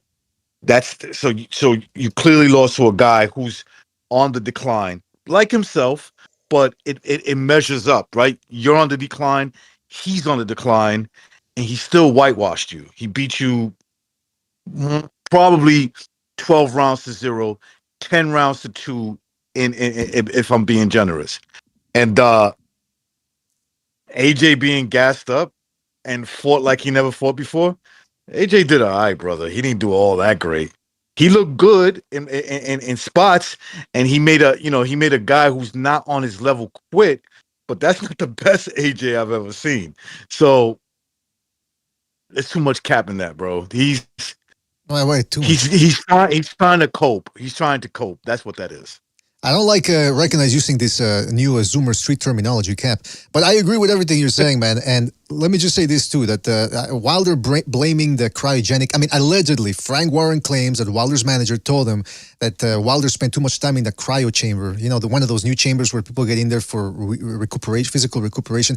And Wilder apparently said, hey, look at Han Solo in Return of the Jedi. It affected him too. You know what I'm saying? So apparently that's what he's going with as an excuse, but. The other thing was, some people were saying that, I can't believe the hate Wilder gets. He's a upstanding guy and blah, blah, blah. I'm thinking, upstanding guy? Do people just ignore all the BS he said and done? Forget about what he said, what he's done, from throwing Fury under the bus, accusing him of cheating, to accosting Brazil's wife when her children were around and really trying to intimidate her with a bunch of goons around, saying that he wanted to kill somebody repeatedly. And then people are saying, this scumbag's praying for his downfall. A video just came out. I saw it on Twitter. Him backstage when Baby Miller was getting the milk tits punched out of him. And Wilder's celebrating that Miller got his fat tits punched in. So, I mean, what's good for the goose is good for the gander, apparently. I mean, why don't you criticize your king for doing the same thing you were accusing others of shitting on him? So, I don't know. The whole world's going insane, man. By the way, I was listening to D-Styles Boxing, and he made a good point. He says, this is sports. Of course people are going to root for one guy against the other. Why do people make such a big deal about it? Oh, you hating. You be hating. Nah, you're just rooting against one guy. It's the nature of the sports world. Can't handle it, get the fuck out of here. Listen, he's a reprehensible individual. The shit he did, he fucking made... look at the reputation. Like, he had no care in the world about throwing fucking Mark Breland, making up a bullshit he drugged him with not a fucking stitch of evidence, right? Not a stitch. He'll say, I know things. I'm just not going to tell anybody. Like, dude, you sound like a 6-year-old, and a dumb one at that, okay? So the fact that never mind the people at NASDAQ, he wouldn't have given a fuck. Imagine if there was an investigation and something was planned. I don't know. Imagine like if it went badly for NASDAQ. That just to say, he wouldn't care if people wrongfully got in trouble for that, right? Because sometimes you can throw accusations around and heads will fall just off the accusation. And he didn't give a fuck. He didn't care about Breland, who was in his corner for 11 years. He didn't give him one thought, threw him under the bus. The 5 times he was given multiple opportunities to walk back to I want a body. Right? Multiple times. This is a heavyweight who's, in his mind, the hardest puncher in the world. When people die all the time in boxing, and you're fucking saying you want a body consistently, and then after you lose, you break down. Oh, people have no idea what we go through, man. This is for real. People lose their life up here. Like, dude, are you fucking for real? Dude, so it's one thing. Yeah, they want me to lose what did he so say? Badly. Dude, my God. Know what he said yesterday also on that same thing with 78? He asked him, so how's 78, champ, how do they treat you over there? Oh, you have no idea. I mean, it's great. Like we get treated better there. You know what I mean? Than we do here. You know what I'm saying? And it's always, oh yeah, of course, right? But of course, they can never actually say because Wilder's just punking himself because he forgets about an interview he did back in 2017 when he told the Fight Hype guy that growing up in Alabama, he never experienced racism at all. Never experienced it. He says, I was lucky I never experienced any of that shit. So for him to sit there now after he's a multi-millionaire living in a fucking mansion to be talking about, oh, I got to go live in Saudi Arabia because they treat you better there. It's just, so he's insulting the United States. You know what I mean? Look what happened to Muhammad Ali just for not joining the fucking war. I know people are all on the side of that now. Back then, it destroyed his career. The whole country turned against him. You know what I mean? It's, these guys aren't held responsible for their words because we have coward media. We have fanboys who shill for fucking content or accessibility. These guys are fucking cowards. There's a reason none of those guys will talk to Steve Kim. You kidding me? He doesn't bother reaching out to him because none of them will talk to him. Because he'll fucking say what they say and he'll critique what they say. He has no problem doing it. And how many guys are like that? You got, I mean, it's just, it's crazy. And that's the reason being he's never been held accountable for his words. Like he should have been demanded to take those headphones off at that second Fury. They should have said, take those fucking things off, dude. What are you doing? You know, it was just, yeah, nothing likable about him. He's pushed more racist bullshit. This sport is, everybody knows the sport, white privilege exists. They come after me because of my skin. He rubs his face, and all the other fighters better realize what's going on and pick a side. That's what he said. Pick a side. He's saying black fighters. Okay, yeah. Black fighters need to pick their side because they need to know what's going on. I'm on the side against you, right? Like AJ. One more thing about AJ being happy that you lost. I hope he's happy that you lost. You're a piece of shit. You shitted on AJ every chance you got. So if he's shitting on you, fuck you. You deserve it. If he was happy that you he didn't even do it too. He was happy. If he's happy that you lost, right? And he feels, you know, jubilee or whatever. It rightfully so. You felt the same way about him. So fuck you. You got what you deserve. Joshua said, I'm going to take the higher road. Because in the ring, they asked after about the Wilder. He said, well, with all the things he said about me, I could, you know, rip him apart right now. But I'm going to take the higher road.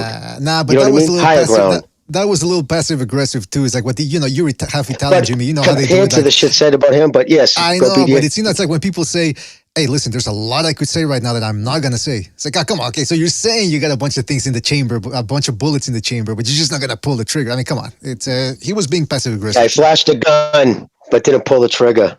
Exactly. But he is right, though. I mean, Anthony Joshua, since he's a mainstream star, he does get a lot of unwarranted hate, and I mean. The fact that they're trying to say now, Tay Jones, who is that little dog that's always running around Deontay Wilder, like the one from the Warner Brothers cartoon. Remember that they had the big bulldog and the little dog running around? That Tay Jones is that. Yeah, the Tay Jones is that dude. And he came out on Twitter and he said, oh, you know, Josh was happy. Because Wilder said the same thing. Oh, look at how happy Joshua was that I lost. Now he doesn't have to fight me. Was that? Oh shit! Sorry, hold on. No, I couldn't hear you when you went dead. I know. The connection went dead for a bit there. Okay, so Tay Jones and Wilder were saying that, hey, AJ was happy that I lost. That way, now he doesn't have to fight me anymore. It's like I've never seen a guy lose and then try to put the fault or change the topic on another dude, saying, "Oh, you see, he doesn't want to fight." Hey, fucker, you lost. Now it's time to get back at the line because you lost horribly. You didn't do shit. And anyway, the point is. Tay Jones says, oh, yeah, you know, rumor is AJ was going to retire if Wilder won. Rumor from who, first of all? Anybody can just start a rumor, no questions asked. Second of all, why would AJ sign the contract for a Wilder fight before either of those guys won, before himself and Wilder won?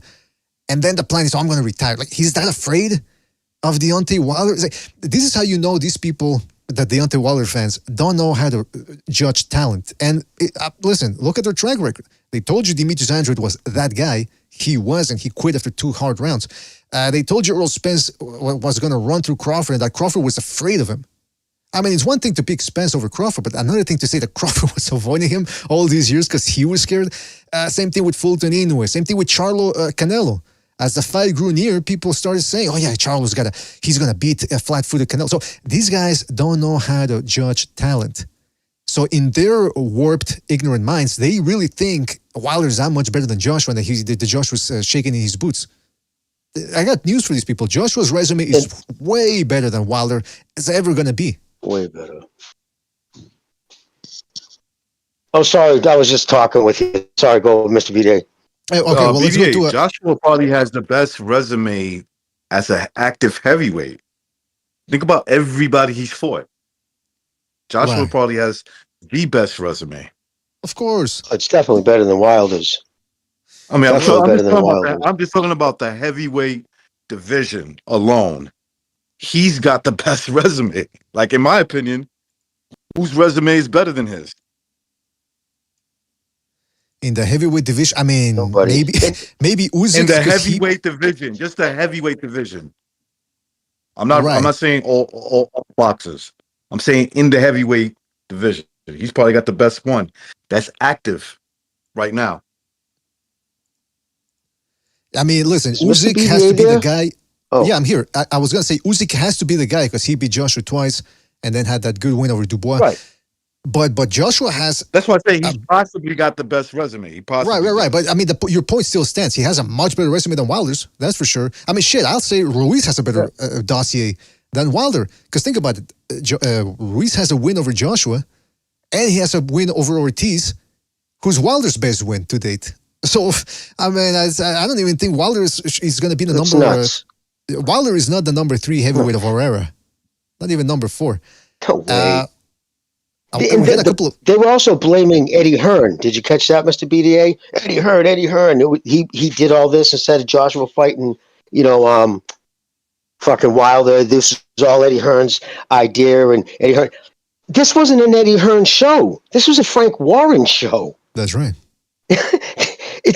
So it's, you know what I'm saying? And the thing is, Wilder's going along with it. Really, Eddie Hearn. It's like, dude, it wasn't a fuck. It was, and here's the thing too, right? Because reason why Josh didn't poo-poo on the Wilder fight. He's like, yeah, he can come back. But Hearn's backstage with the money.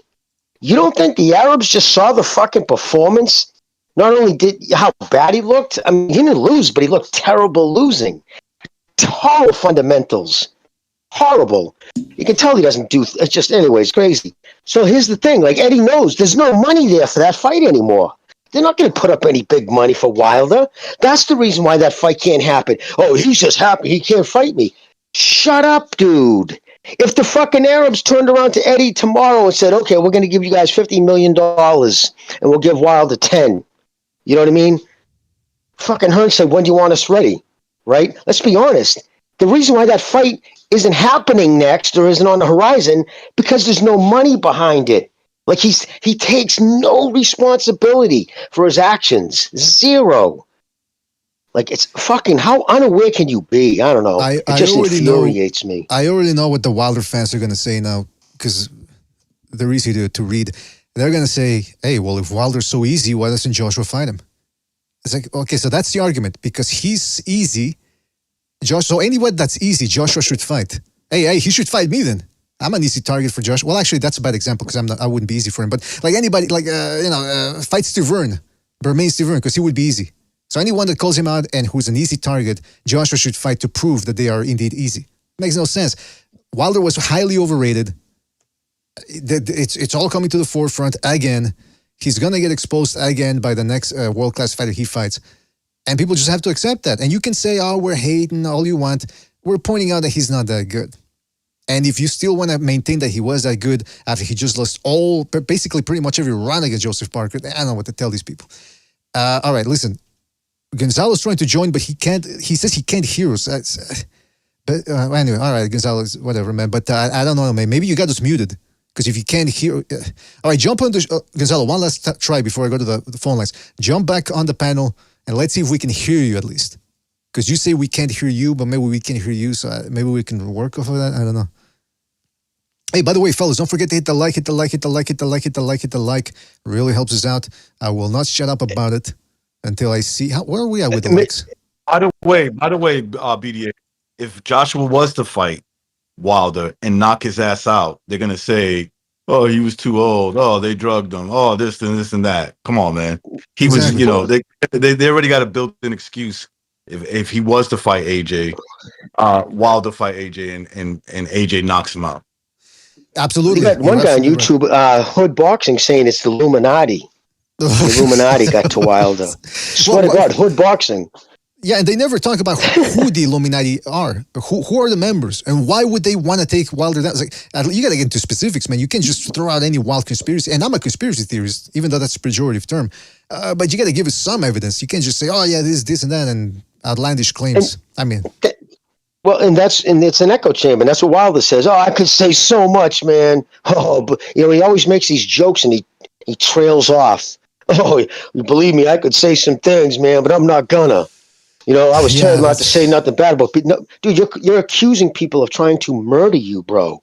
And now you say you have fucking indisputable evidence, but you're not going to show it because? Exactly. What? That ayahuasca apparently it prohibits him from filing charges against the guy that tried to murder him. All right, listen, don't forget to hit the like, fellas. We're at 71 likes. Get it to 29 people hit it. We get to 100 and everything's hunky-dory. All right, fellas, please, 29 hit 100. Come on, guys. All right, there you go. Let's go to the StreamYard here, the phone lines. Again, the Block Talk isn't working. We don't have the phone number here, but we are going to be using StreamYard. Let me put up the link in the description or in the chat here. So if you want to call in, you got to do it through StreamYard. We'll give you each caller about 2 or 3 minutes. Let's go to Dora, I think. Dora, is that you? Yeah, it is Dora. So what's up, now that Inoue is done, I kind of have an interesting take that might be a little bit, I guess, controversial. And it goes as follows. In terms of what Inoue has done, as of now, he's my pound for pound number one. But it's more actually based off of eye test rather than what pound for pound merit means. Pound for pound, to a lot of hardcore casuals is going up 4 weight classes, doing this, doing that. But what pound for pound really is how great are you against elite fighters your size or bigger? And for my money, and my definition of pound for pound, Usyk, Canelo Alvarez, and Lomachenko of this era have accomplished the best pound for pound feats. If you look at Inoue in his last fight with Tapales, Inoue was bigger than Tapales. So Inoue's not a small dude. He's not a natural junior lightweight because he won his first title when he was 21 years old and still growing. He's more like a natural bantamweight or junior featherweight, actually. I think he's probably more like a natural 122-pounder. When Inoue and Loma did a convention, the WBO convention was in Japan in 2018 or 2019. There's a picture of them right next to each other. And if you want to pull that up so you can give some context to your viewers, that's cool while I explain this. Lomachenko at that point was fighting 4 weight classes bigger than Inoue, and Inoue looks almost the exact same size as Lomachenko. Lomachenko would walk around at a little bit over 140 pounds, and Inoue was walking around at 140 pounds when he was campaigning at 118, and Loma was campaigning at 135.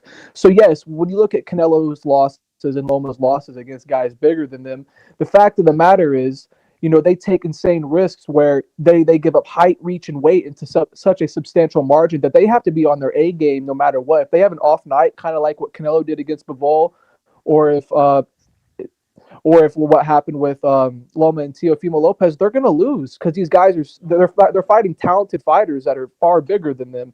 In a way, aside of Jamie McDonald, Jamie McDonald was a good win. He's not as elite as like a Bivol, a Teo, or anything like that, or a Haney.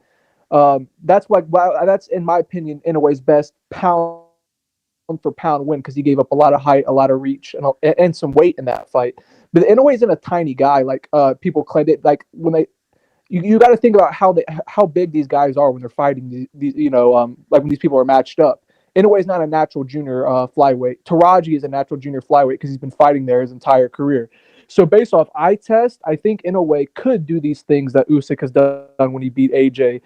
What Loma did when he beat Linares, beat Jermaine Ortiz, got robbed against Haney, or what Canelo was doing when he beat Daniel Jacobs, not as much Billy Joe Saunders, but when you look at Caleb Plant, Callum Smith, guys substantially bigger than him, that's what pound for pound means. You're giving up height, reach, and a substantial amount of weight. And yeah, when you take those kind of risks, you're going to fucking lose at some point. Most likely, you're going to lose. But Inoue has never beaten an elite fighter 3 weight classes bigger than him, like a Usyk has, or like a Canelo has, or Loma has. He just says he's never given up 20 pounds in the ring. He's never against an elite level fighter and won. But I think he could do it, which is why I have him right now, pound for pound, number 1. But there's a lot of casuals, that kind of think, they look at how many weight classes they conquered and all that shit. But you look at Manny Pacquiao. Manny Pacquiao went through like 8 weight classes and skipped 2. He's not a natural flyweight. He was still growing. He was a malnourished kid when he first started fighting at minimum weight. The dude fought to survive. Manny Pacquiao is more like a natural junior featherweight or like a lightweight campaigning at welterweight. And that's what made him so great and arguably the best pound for pound fighter ever, because he was taking risks that, most fighters would never dare to take. And yeah, they'd lose sometimes, but that's how it goes. Roberto Duran did the same thing when he beat Iran Barkley at 36 years old. The same Iran Barkley that stopped Thomas Hearns. All right. You're giving Roberto... But you see what I'm getting at. Yeah, I see what you're getting at. Your point has been made, Dora, and it's a good point. Let me tell you. They're fighting, the all-time greats are fighting guys substantially larger. There you go. Well, I mean, that's something we can discuss later. But yeah, I'm going to go for that. I think Inoue could do it. Sure. But I think Inoue can do it. I just want to see him do it, and I'll let you go, BDA. But like, people don't know what pound for pound means, I don't think, anymore. Most boxing fans don't know shit. That's all I had to say. I'm out. All right, thank you for your call, Dora, and call back next, all right, man? Take it easy out there. All right, that was Dora. By the way, I agree 100% with what Dora said about the pound for pound and how he judges pound for pound. I think he's spot on. Well, there you go. Recognize agrees with you. That's the stamp of approval right there, if there is ever been one. People need to hit that like, man. We're at 81 likes. So if 19 people hit it, we're at 100. That's all we ask for. 19 more. Otherwise, we get the fuck out of here. How about that? We got things to do here. We want to entertain the people, but if they don't hit the like, which takes less than 2 seconds. No, I don't have anything to do with this. I don't have anything to do with this. I can believe that. All right, listen, let's go back to the phone lines here. We got the phone lines here with StreamYard. The Blog Talk is down, so we don't have the number, but we are using StreamYard, the emergency line. Let's go to Fight or Flight Boxing. Fight or Flight, you're on the air. What's on your mind? Fight or Flight Boxing, you're on the air. What's on your mind? What's going on, guys? How's it going? Just wanted to say that excellent points being made today. Yeah, there's been a lot of chat online, a lot of hate, a lot of disgusting shit being said. The Wilder fans are out of control. I think a lot of other fans are out of control too. But I think it's just the nature of the beast here. Anyway, I thought the Reckoning was a great card. That Dubois fight was fucking great. It was a nail biter. I kept thinking any minute Jarrell Miller's going to fucking knock this dude out any minute, because I kept thinking about how Usyk knocked him out with the fucking jab. How's he going to take a solid right hand or a hook? He took the shots pretty well. He rode the shots pretty well, and I thought the fight was really entertaining. The fucking Bivol fight was a snooze fest. I got a pillow. And the Wilder fight was great too. I mean, all my suspicions, everything I suspected. If you put this guy in with any kind of decent fighter, all he's fought is C-level guys. You put him in there with D-level guys. You put him in there with somebody that actually has had a legitimate world title, that he didn't have to fight 3 times. Then that was great. I was siding with Wilder at the beginning of the fight. I thought Wilder was going to knock Joseph Parker out because he just got knocked out by Joe Joyce. So I was really surprised, but it was a great fight. Who was after that? It was Joshua. Joshua fight was pretty good too. I mean, he dispatched of Otto Vailin. I pretty much thought that was going to happen. And then the Inoue fight was great. I like the adjustments that were made. Inoue had to adjust twice, and that was it. And then he got his man out of there, and thought it was a good win. And I still, I wrote earlier that he's got time to work. I mean, he's 30 years old. He has time to work. He's got time to defend some titles at this weight class, and I think he can do it again. I don't know what your thoughts are. I don't know what you guys think of him being undisputed a third time. What are the possibilities of him being undisputed a third time? And I'll take myself off the air. Yes. All right, fantastic. Thank you for your call there, Don Madrazos, and call back next time, man. Take it easy. See you guys. Yeah, before we get to the other callers, what do you guys think about what Don Maladejo said? Does Anthony Joshua have a chance to become the man in this division again? Yes, yes, he does have a chance. Look, so you got more than likely it's going to be Usyk against Fury, which I'm not too confident that fight's going to happen. When they're saying it's going to happen, I hope I'm wrong, but let's say the fight does happen. What if Fury beats Usyk? Then you can the Fury and AJ fight is back on. And I don't think Fury's unbeatable. I think AJ can beat Fury in a boxing match, or maybe even stop him late. I think he could lose the same way. I think he could get outboxed or get stopped late as well.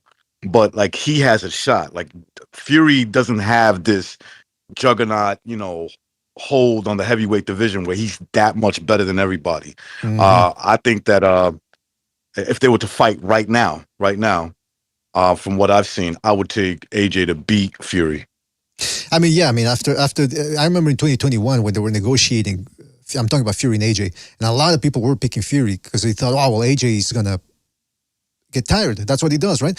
But I mean, okay, I get it. Fury was out of shape against Ngannou, but that was a fucking novice in there. And he was holding his own with Fury. So take away, okay, let's say Fury's in shape. He's still fighting a guy in AJ who's a much better boxer than Ngannou and strong. So that's still a very close fight. I wouldn't pick Fury over that one. But anyway, yeah, Fury has to focus on Usyk right now. Don't forget to hit the like, fellas. Hit the like. It really helps us out. How many? 92 likes. Okay, 8 more people hit the like and we can keep going. We'll take one more phone call, and if by the end of it we're not at 100, that's it, kaput. Go ahead, Jimmy. Go ahead. So what about the rumors of Joshua retiring though? Fucking Jimmy, man. All right, hold on. Let me go back to the phone call. I mean, the StreamYard phone calls here. Let's go to Virtuoso. Virtuoso, you're on the air, man. What's up? Yo, what's good, man? Mother did kind of his career is is on fire, and he just put kerosene on it with that 78 Sports interview, man. I just gotta say real quick before I get to my point about Inoue and Crawford that this dude is an unscrupulous asshole. Like the fact that AJ chose to take the high road, in that post fight interview says more about him, about Wilder, for real. Fuck that guy, But so yeah, I just wanted to make my point about Inoue and Crawford as far as where they stand as far as pound for pound and the fight of the year. I think the fighter of the year should definitely go to Inoue, based on the fact that he had 2 victories over 2 unified champions at 122. To me, I think that's a bigger achievement than just fighting one unified champion that's been a champion in one weight class who hasn't fought in over like a course of who's been inactive for more than 4 years, right? So he's only fought 2 guys, Danny Garcia and your Dennis Ugas, 2 underachievers at 147. And the guys that Tapales beat, and I'll say this here. The win over Fulton, right? I'd say that's a little bit controversial, being that the fact that they got to have to pull the strings, fighting a no-hoper, an in-house fight in PBC. But still, they were hyping this guy up. And for me, I think that win might age well, if he fights again at 126, hope so. Good luck to him. But Crawford, to me, only fought once this year, and Errol Spence has been a diminished version of himself. Now, I can make a case for Crawford being number 1 pound for pound because, yes, he has done it in multiple weight classes. Because pound for pound, I think, constitutes, kind of your career achievements that extends upon, 1 year of your fighting career, because it does apply to career achievements as well. But, yeah, I think Inoue could be pound for pound as well, but number 1. But it's really just a theoretical list. It's not quite literal in a sense, even though they are fighting at multiple weight classes and are pushing the limits. But there aren't that many fighters that can challenge them because they're so dominant, and that's what makes the discussion so heated. You know what I mean? These are 2 great fighters, man. and I can't Yeah, that's fault an them, excellent point there. for either winning one.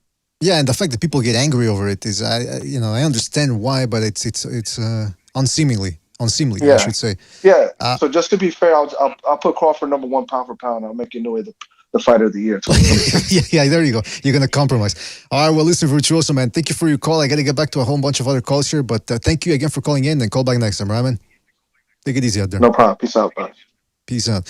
Let's see. Well, hold on. Well, I don't even know if we're gonna continue with the calls. No, man. 97 likes. We went up 1 like. 3 more likes, and we continue with the phone calls. Yeah, 3 more likes. Otherwise, we ended. I'm not kidding around here. I got the finger on the button to cancel the end stream right now. You guys can see it obviously, but listen, BDA is a dictator. BDA is a dictator. Okay, you better hit those 3 likes. Yeah, but listen. Oh, sorry. Dictator. Okay, but dictators keep the country orderly. Right? That's true. Look at Saddam Hussein. They took you guys. I'm talking about you gringos. You took him Lord out. knows we need some order around here. Okay, hey, listen, we got to 104. All right, we're good. We're good. Shout out to you, fellas. Shout out to the. Oh shit, it jumped up to 113. Shout out to the 15 or something people that hit the like. Really appreciate it, guys. Really appreciate it. Really appreciate it. Let's go back to the calls here. Let's go to. Okay, I don't even know if this is the real guy, but is this Matt Chan? Who is this? Oh no. Yeah. How you doing? BDA? BDA good user. He a good user. Oh, Marvin Hagler, the best fighter. the best fighter. Yeah. You know, let me tell you something, BDA. We have a Wilder, 6'8" Wilder. No, I'm familiar with 6'8" African. And my ex-wife, I sure dated a 6'8". All right. This sounds like this guy sounds like Hans. He sounds like Hans Gruber, the bad guy from Die Hard. That doesn't even sound like Matt Chat. All right, listen. I don't even know that. I don't want to get in the middle of this fucking Matt Chat versus CBD fight, so I'm gonna let you go, man. All right, one last 10 Underage people, okay? All right. Shout out to you there, Matt Chat impersonator. Thank you for your call. All right. Let's get back to the phone calls here. Let's go to Blue Collar Sports TV. Blue Collar, Del Boy, you're on the air, man. What's up? Del Boy. Yes, sir. General BDA, how you doing? Doing fantastic. Anyway, fantastic as well, I was going to talk about Deontay Wilder, but I can't tell you any more about Deontay Wilder than you already know. The guy's a retard. The guy can't box. He has power. That's about it. What I wanted to talk about was 78 Sports interview. Now, I've not heard of 78 Sports for many a year because I keep myself to myself, as you guys know. But I watched the interview to my regret. And I genuinely felt bad for 78. I've never heard such cuckery in all my life. This guy is a self-proclaimed pimp, a gangster, a dogfighter, and this guy is bowing down, pole riding like an absolute disgrace. Listen, this guy more than likely never had a dad. I hope he doesn't have kids. What I heard was a complete and utter disgrace, and this isn't hyperbole. I've never spoken to a boss like that, yet let alone a man I don't know. Utterly pathetic. These guys are malignant degenerates. I'm going to use a word, but bro, the interview was a disgrace. How you can? It has to be a hustle. Is this parody? Is it hustle or is this real? First and foremost, it has to be a hustle, surely. What do you think? Is it a hustle or is it real? It's a mixture. He hangs out with him. No, he hangs out with Wilder, bro. That's why. Del Boy, so he sucks up to wonder. him. It's a mixture. Right. It's a mixed bag. It's like how he really feels, and on the top of that, it's a hustle. It's like it's sad, but it makes it better because he's being genuine of who he is. And Delbo, can I just say one last thing, man? Delbo, just keep remember that Wilder is the guy who threw pretty much. He was like Stalin. He just got rid of the inner circle after the Fury loss. He just blamed a whole bunch of people and threw them under the bus. So if you thought Ryan Garcia was bad when it comes to blaming people for his misgivings and his bad takes, Wilder is 10 times worse. But yeah, keep going, man. And yeah, and that's the epitome of it when you have the likes of 78 in your little space, safe space interviewing you. That's really the epitome of his whole career, his whole production as a so-called world-class heavyweight. It's all been fake. It's all been a sham. But as for 78, I just can't. I have no words for that guy. Seriously, Wilder's done. Joey Parker, B-tier heavyweight, won every single round. Should have stopped him, by the way. Everyone's giving Parker like superlatives over his performance. Should have stopped him, as far as I'm concerned. Wilder's done, man. Fuck Wilder. As for pound for pound, I don't really care about pound for pound per se.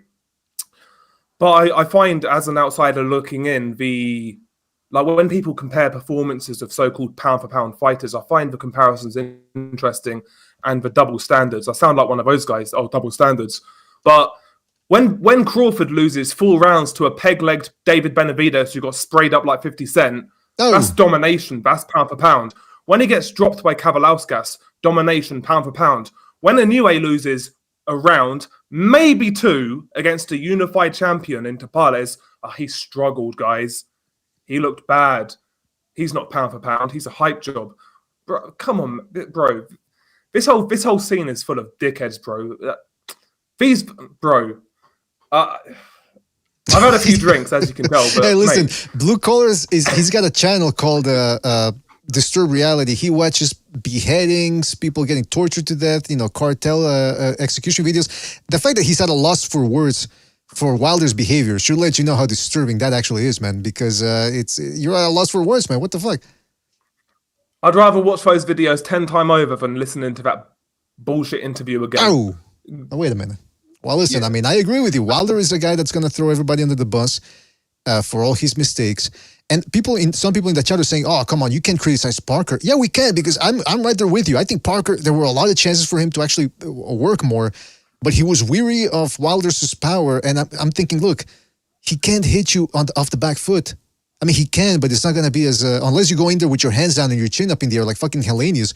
He's not going to do anything to you. So fucking A, man, Parker should have done more. Yeah, but hey, he still got the win. That's the last thing. We're giving Parker his credit. We criticised this guy for years before for being super passive, for not giving it his all. He's going to go right back to that after this fight. That shows what Deontay Wilder really is. Parker's a B-level heavyweight. He's good, he's solid, nothing more, nothing less. And you'll see that in his future fights. He'll beat nobody of consequence from here. Mark my words. Anyway, thank you guys for having me on. I've had a few too many. Hopefully you guys had a great Christmas. Happy New Year. Keep doing your thing.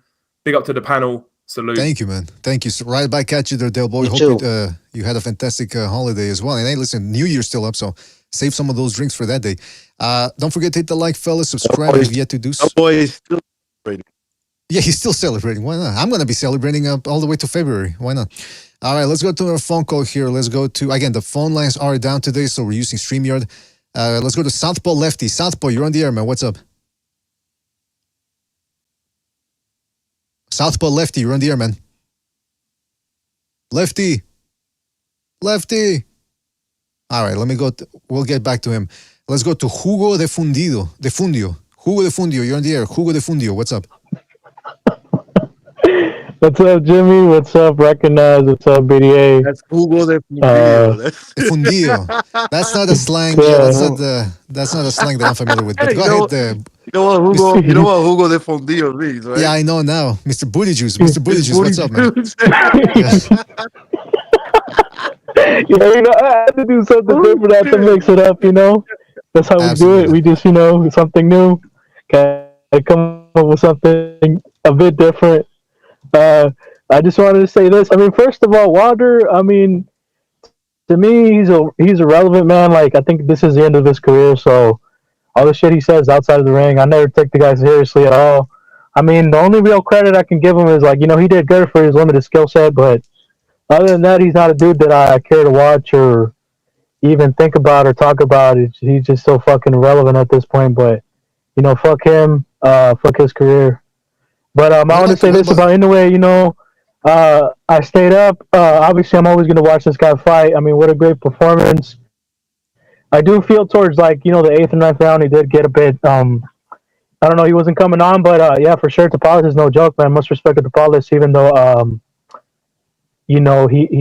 his approach is, I would have tried to move a bit more, but whatever. I mean, Inoue is, the guy right now, so it was only a matter of time before he figured the guy out and really cracked him and put him out. So, I mean, I can't say nothing but good things about Inoue across the board. The guy's just a sensational talent. I for sure wanted to see an earlier stoppage, but yeah, much credit to the Tapales toughness. That guy is a one tough fucking dude, man.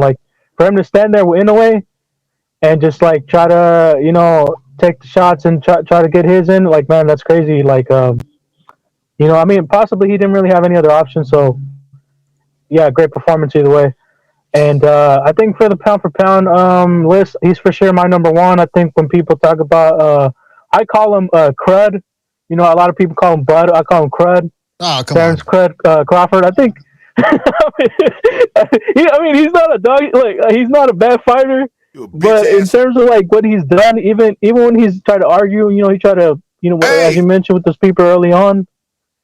I still don't think like what he did in that performance was enough because again he fought essentially like a guy that was the shell of himself really, so that can only be said so much. As I think Jimmy one time pointed out too, like man, this guy was getting like, you know, his accuracy was high, but look at Crawford's, you know, look at Crawford's past performances, he really hasn't had that high of an accuracy against a guy, and it just goes to show that, you know, at that point in time, you know, as much as I like Errol Spence, yeah, the guy didn't come up to fight, he was just outclassed, outmatched, you know. He was a shell of himself, really. And even then, that shell, as y'all pointed out before, man, it's not really that he was that great of a fighter, really. The guy has always had the same approach to his fight. So when you came about with a higher level competition, it's like the same thing that happened to Canelo. Like, you know, he came with his tool set, but as soon as he got Canelo. With a guy of a different class, when Canelo fought Bivol, I mean, I'm just pointing out that we're talking about the pound for pound video. We're not talking about look,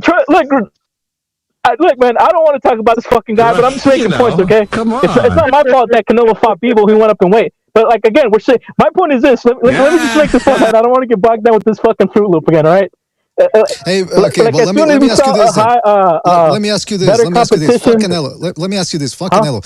Real quick, because we got to move on, but real quick. Bivol, he fought more aggressively than usual. He tried cutting the pressure and cutting the ring off, and people still said he was boring. What'd you make of that? I don't know. Like as I mentioned before, I think people, boxing fans are pretty tribal. So in a lot of ways, you know, the guys like who they like, right? No matter what camp you think of. As I mentioned before, people are not ever going to give Bivol credit. I can see that. I can tell you right now, put that also on the BDA, whatever, Hall of Records and shit. I foresee, right, that this guy will never get his credit either. So no matter what, I think, I don't want to make a ratio. I mean, it is what it is. You know, people are not going to like him. I mean, I thought, you know, obviously he should go for more for the knockouts. I think the better BF fight's going to happen regardless. So the people, aka the bitches in the chat, the canelitas that are constantly bitching about, what's Bivol fighting Beterbiev? What's Bivol fighting Beterbiev? What's going to happen? It's already been practically announced as soon as he runs through, Beterbiev runs to this guy. I mean, that's the fight to happen. And then I imagine it. I want Bivol to win, but it's for sure a tough fight, man. That guy's a motherfucker too. I like both fights. May the best man win. You know, it is what it is. All right, I'm edging for Bivol, but yeah, it's a hell of a fight. It's a great fight. But yeah, other than that, yeah, that's it. That's all I want to say. I just want to say this way. I don't think, basically what I was trying to say before, I don't think Crawford's justification is right. I think overall, when you make the assessments, Inoue is just a lot better in every way. He's fought better competition. He's put on better fights, more exciting fights. So, I mean, what else can you say about the guy? He's number one pound for pound, man. Inoue over Canelo any fucking day of the week, man. Well, you certainly made yourself further, Bruce. All right. Thank you for your call, Booty Juice, and thank you for your call, man. Call back next time. Take it easy out there. Yeah, fuck Canelo. All right, thank you. I can imagine Booty Juice on Christmas, during Christmas dinner. You know, everyone's talking about what they did during the year, you know, blah, blah, and then all of a sudden, Canelo! Did you guys forget about Canelo? I was like, holy shit. All right, let's go to another phone call here. We're taking calls through StreamYard because the phone lines are down. Let's see if Southpaw Lefty there. Southpaw Lefty, are you there? Can you hear me? Southpaw Lefty, you're on the air, man. I see you're unmuted. Yep. No, I can't. I mean, Southpaw. Can you hear me? Now I can hear you. Now you're on the air, man. Now I can hear you. What's up? Oh, sorry guys, man. My mic was off, but no, man. Yeah, just listening to the new thing, man. And shout out to Jimmy, man. I listened to the Steve Kim show with Mario Lopez today, and they actually mentioned Jimmy and his take on the Bivol, the way he fights. So it's good Jimmy, that they got to hear about Jimmy, man. So it's, you know, he's one of those guys, and also I know you guys know Ring IQ. He had a good show, but the one thing he opened up was with the tribalism. You know what I mean? With now we're back into it because, man, it always rears its ugly head because of Inoue being Asian and because of, you know, Crawford being black. So his whole point was that everybody's like, it's going same old bullshit where people are starting to just trying to discredit Inoue just because because he's Inoue or just because he's smaller at a smaller weight. I mean, I like Bud, man. I really like how he got his payback, but I think Inoue edged it, man. I mean, he just did more. You know, he got a prime guy. He went straight up to the number one guy going into that fight with Fulton. You know, he's just unstoppable right now. And I feel for Bud, and Bud has been real loud on a lot of subjects. And I tweeted this. I think and I don't blame him because he's trying to stay relevant because unfortunately he's on the PBC side now, right? And what happens to the PBC fighters? They get inactive, they get stagnant. So now he's like stuck in the mud with a great win, but now his activity level is down. So I think that's why he's just trying to kind of stay in the headlines, stay in the conversation. But it just sucks that we're going back to the race thing, the tribalism, because I love it. Because of Inoue. Yeah, but you know what's crazy is that the LDBC types, man, like the LDBC, they got a weird decision on their hands. You know, they shitted on Crawford for so long, and now they got a decision, but they don't like Inoue because of, you know, he's Asian and, you know, he's smaller weights or whatever. So the dumb reasons, but so that now they're like, man, I want to shit on Inoue and go for the guy that looks like me, but we've been crapping on Bud for so long, we're going to sound like some hypocrites, right? So that's just the crazy true. part, man. I think in a way, well, they put themselves in that situation. yeah, and it's just like in a way, it's just that guy, and they're gonna keep learning the hard way, man. It's just what is Wilder, Spence, you know, now and next is gonna be Tank, man. They keep backing these guys for, I don't know. I think it's because they're a reflection of themselves. They might be that type of person that, you know, kind of street person where they like to party or they like to live that thug life, and they see that in these guys, and maybe that's why they root for them so hard. But at the end of the day, man, they should have just stuck with a guy like, should have stuck with a guy like Bud, you know, a family man, just a guy who wants to take on everybody. And it's crazy. Bud's no angel too, man. He owes an apology to Top Rank and Bob because, you know, it turned, you know, all that lawsuit and all the blaming. It wasn't his fault.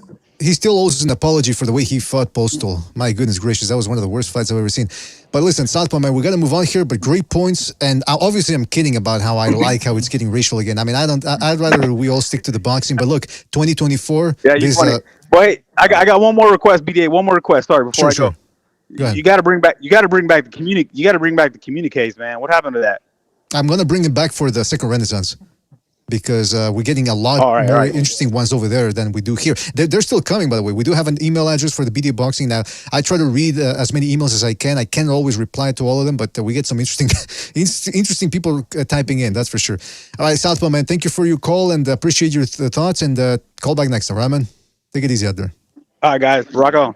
Rock on right there. Yeah, Jimmy getting I heard somebody else say that too, that Jimmy got a shout out on the 3 knockdown rule. Jimmy's getting too big for his britches. We gotta keep him taken down a notch a little bit. Like in the army.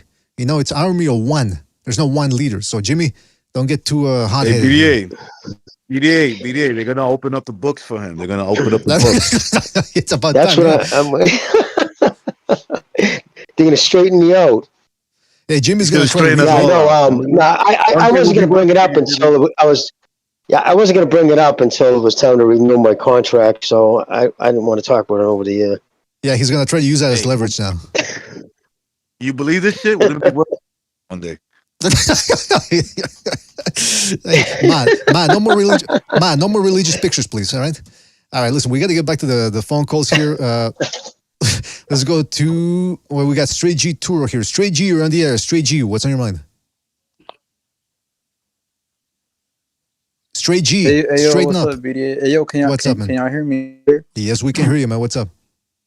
Wait a minute. Straight G. Oh, wait, all right. So yeah, we'll recognizing Jimmy. You know, big shout out to Jimmy. You know, he always really has good talking points. Interesting, although I may not always agree with it, but I do agree with you know, most of it that's relevant because it's relevant, and it's, you know, he brings up good topics, you know. Thank you, brother. So listen, I think my number one, thank you, you're welcome. Yeah, my number one fighter of the year has to be Inoue. Not by much, but I do think for me personally, I think he edged it out. You know, just because he had 2 fights. You know, I saw something interesting that Terrence Crawford said. He said, I know a lot of people are gonna say I fought once a year, one time this year, but I've had the most significant fight this year, and he's actually right. Like he became a fight that everyone wanted. We got, that was a really significant fight. Whether it was a little bit past it or not, but it's like what it signified was pretty big, at the time. So he's right on that. And so I don't have a problem with people saying that Crawford is number one. I do believe, like, skill wise, I think Crawford is just a little bit, more of a tactician than Inoue is. But however, I can't say like it like it goes back and forth. I think Inoue is just more athletic because he's a young, and so he's got a lot on his side, even more than Crawford. But Crawford, like his right there too. Like don't get me wrong. So I don't have a problem if people say Crawford or whatever. And Wilder, I think Wilder should retire. Honestly, I would say he should fight AJ, take a paycheck, and retire. I don't, because Parker. I disagree with one of the callers who said that Parker could have knocked him out. I think that Parker did it, beat Wilder the way he was supposed to. And I don't know if you ever heard of Tio Lopez say how Ryan Garcia should beat Tank, or how to beat Tank Davis. Teofimo Lopez said that you don't get greedy, because Tank, like with Rolly, he got too greedy. He was winning the fight. Rolly Romero, at it, he was beating Davis, but it's just that he wanted to. I don't know. He wanted to hurt Tank Davis and beat him up. Like he was too eager to beat Davis up, and that he opened up, caught. Same thing with Ryan. They opened up and they got caught. Teofimo, the way Teofimo beat Josh Taylor, that's that's a good example of how it's done. Because if you would have gone for the stoppage against Josh Taylor, he probably would have got clipped, because Josh Taylor has power. And same thing with Deontay Wilder and Joseph Parker. Joseph Parker, he had a lot of good moments in that fight, but at the same time, he was just a little bit hesitant. That's right. And even at the end of the fight, Joseph Parker was, going for it. He was landing a lot of flurries. So and Wilder, but at the same time, right after that, he would play it smart. He fought a perfect fight, in my opinion. I don't know about That's how you perfect. beat Wilder. I don't know Oh, about no, perfect, yeah. but then again, I was always taught that perfection's for losers who have ADD. I mean OCD, and then I turned out to have OCD. So I guess I'm a bit of a loser here. But anyway, listen, Straight G, good points. Appreciate your thoughts. We got to move on here because the calls are piling up. But thank you for your call. Call back next time, and try to stop calling people decafs. I still don't get that term, and I don't think I'm ever gonna get it. All right, shout out to you, man. Take it easy out there. All right, BDA. All right, take it easy out there. All right, that was Straight G. Don't forget, fellas, we're taking calls via StreamYard today because the phone lines have been down for about 2 weeks now. And believe me, I'm going to write them a nasty email telling, and a lot of expletives, a lot of racial epithets. All right, let's go to another phone call here via StreamYard. I put the link on the chat again for people who might not have gotten it the first time. I think this is Never Sober. Never Sober, is that you? What's up, BDA? What's up, man? Me, bro. What's up, man? Yo, man, you're like 3 cooks back to back on here, BDA. Come on, you got needed a good palate cleanser for this call, bro. Come on, man. You got Culo Suelto. You got Culo Suelto calling in here, and then you got the Orthodox righty guy talking about Canelo for no fucking reason. You know what I mean? And then you got Straight G Cuck. I don't know what that fool was talking about. Trying to act like he was trying to say that Crawford's win was more quality over Spence than anyways over Tapales, right? I think that's what he was trying to get at, yeah. Because I was looking at this fight, and I feel like some people are poo-pooing Tapales as an opponent because he's lost before or whatever. Tapales showed up, bro, as a unified champion, just like Spence, and he showed himself to be a better opponent than Spence. Maybe not on paper, but in the ring, dude. Because if you watch the fight, you'll see Tapales. He comes in there, he's doing one style, has his hands up, he's coming straight, he's kind of standing there, coming straight forward. He catches Inoue with some good shots, but he's losing every round. Inoue starts putting it on him. Mid-fight, I think about the 5th round, this fool Tapales starts doing a Filipino shoulder roll. He was doing a little egg roll, and he found a little bit of success with it. He couldn't win any rounds still. He couldn't still win any rounds, but he found some success. I saw him stun Inoue. He made Inoue like sleep a little bit and started giving openings. He ended up getting knocked out like Spence, right? It was bad. But if you look at the opponent, if you look at Spence, when he was losing against Crawford, what did he do? He kept doing the same fucking thing. He didn't try to make any adjustments. He didn't do nothing different. He just kept walking into. He just kept getting his ass whooped. So yeah, good point. For me, I see Tapales as he did better than as an opponent than Spence did to me. Right. Hey, and you can't get fight of the year. You can't get fight of the year off one fight, dude. He thinks that fight with Spence was so significant. Hey, bro, maybe in your fucking community, dude.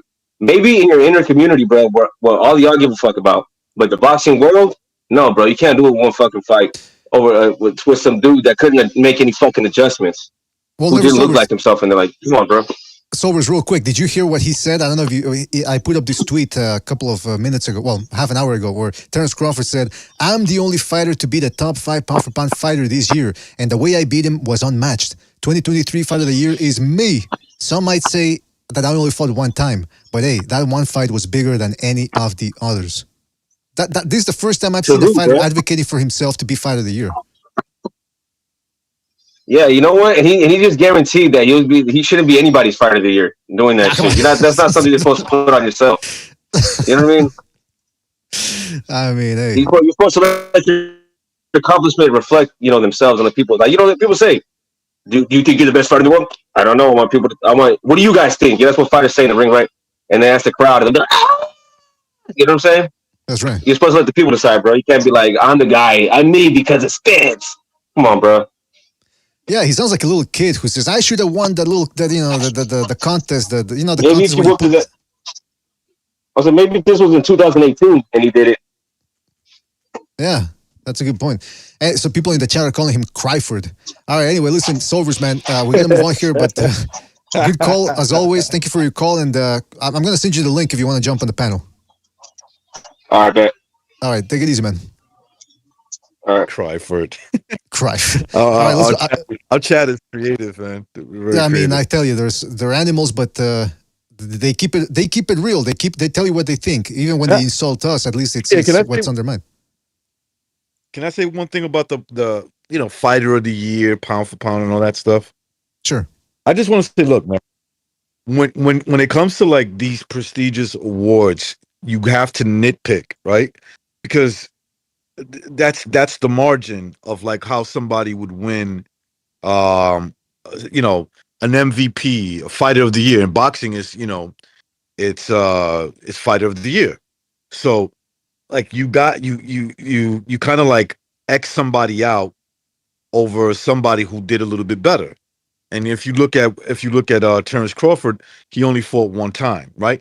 Okay, granted, he fought an undefeated fighter, a unified champion, a guy who was ranked either number 1 or number 2 in his weight class, and you made him look like nothing. You knocked him out, but that's the only fight you had, and you have been campaigning at that weight class for a while. Versus, let's say, somebody like Inoue.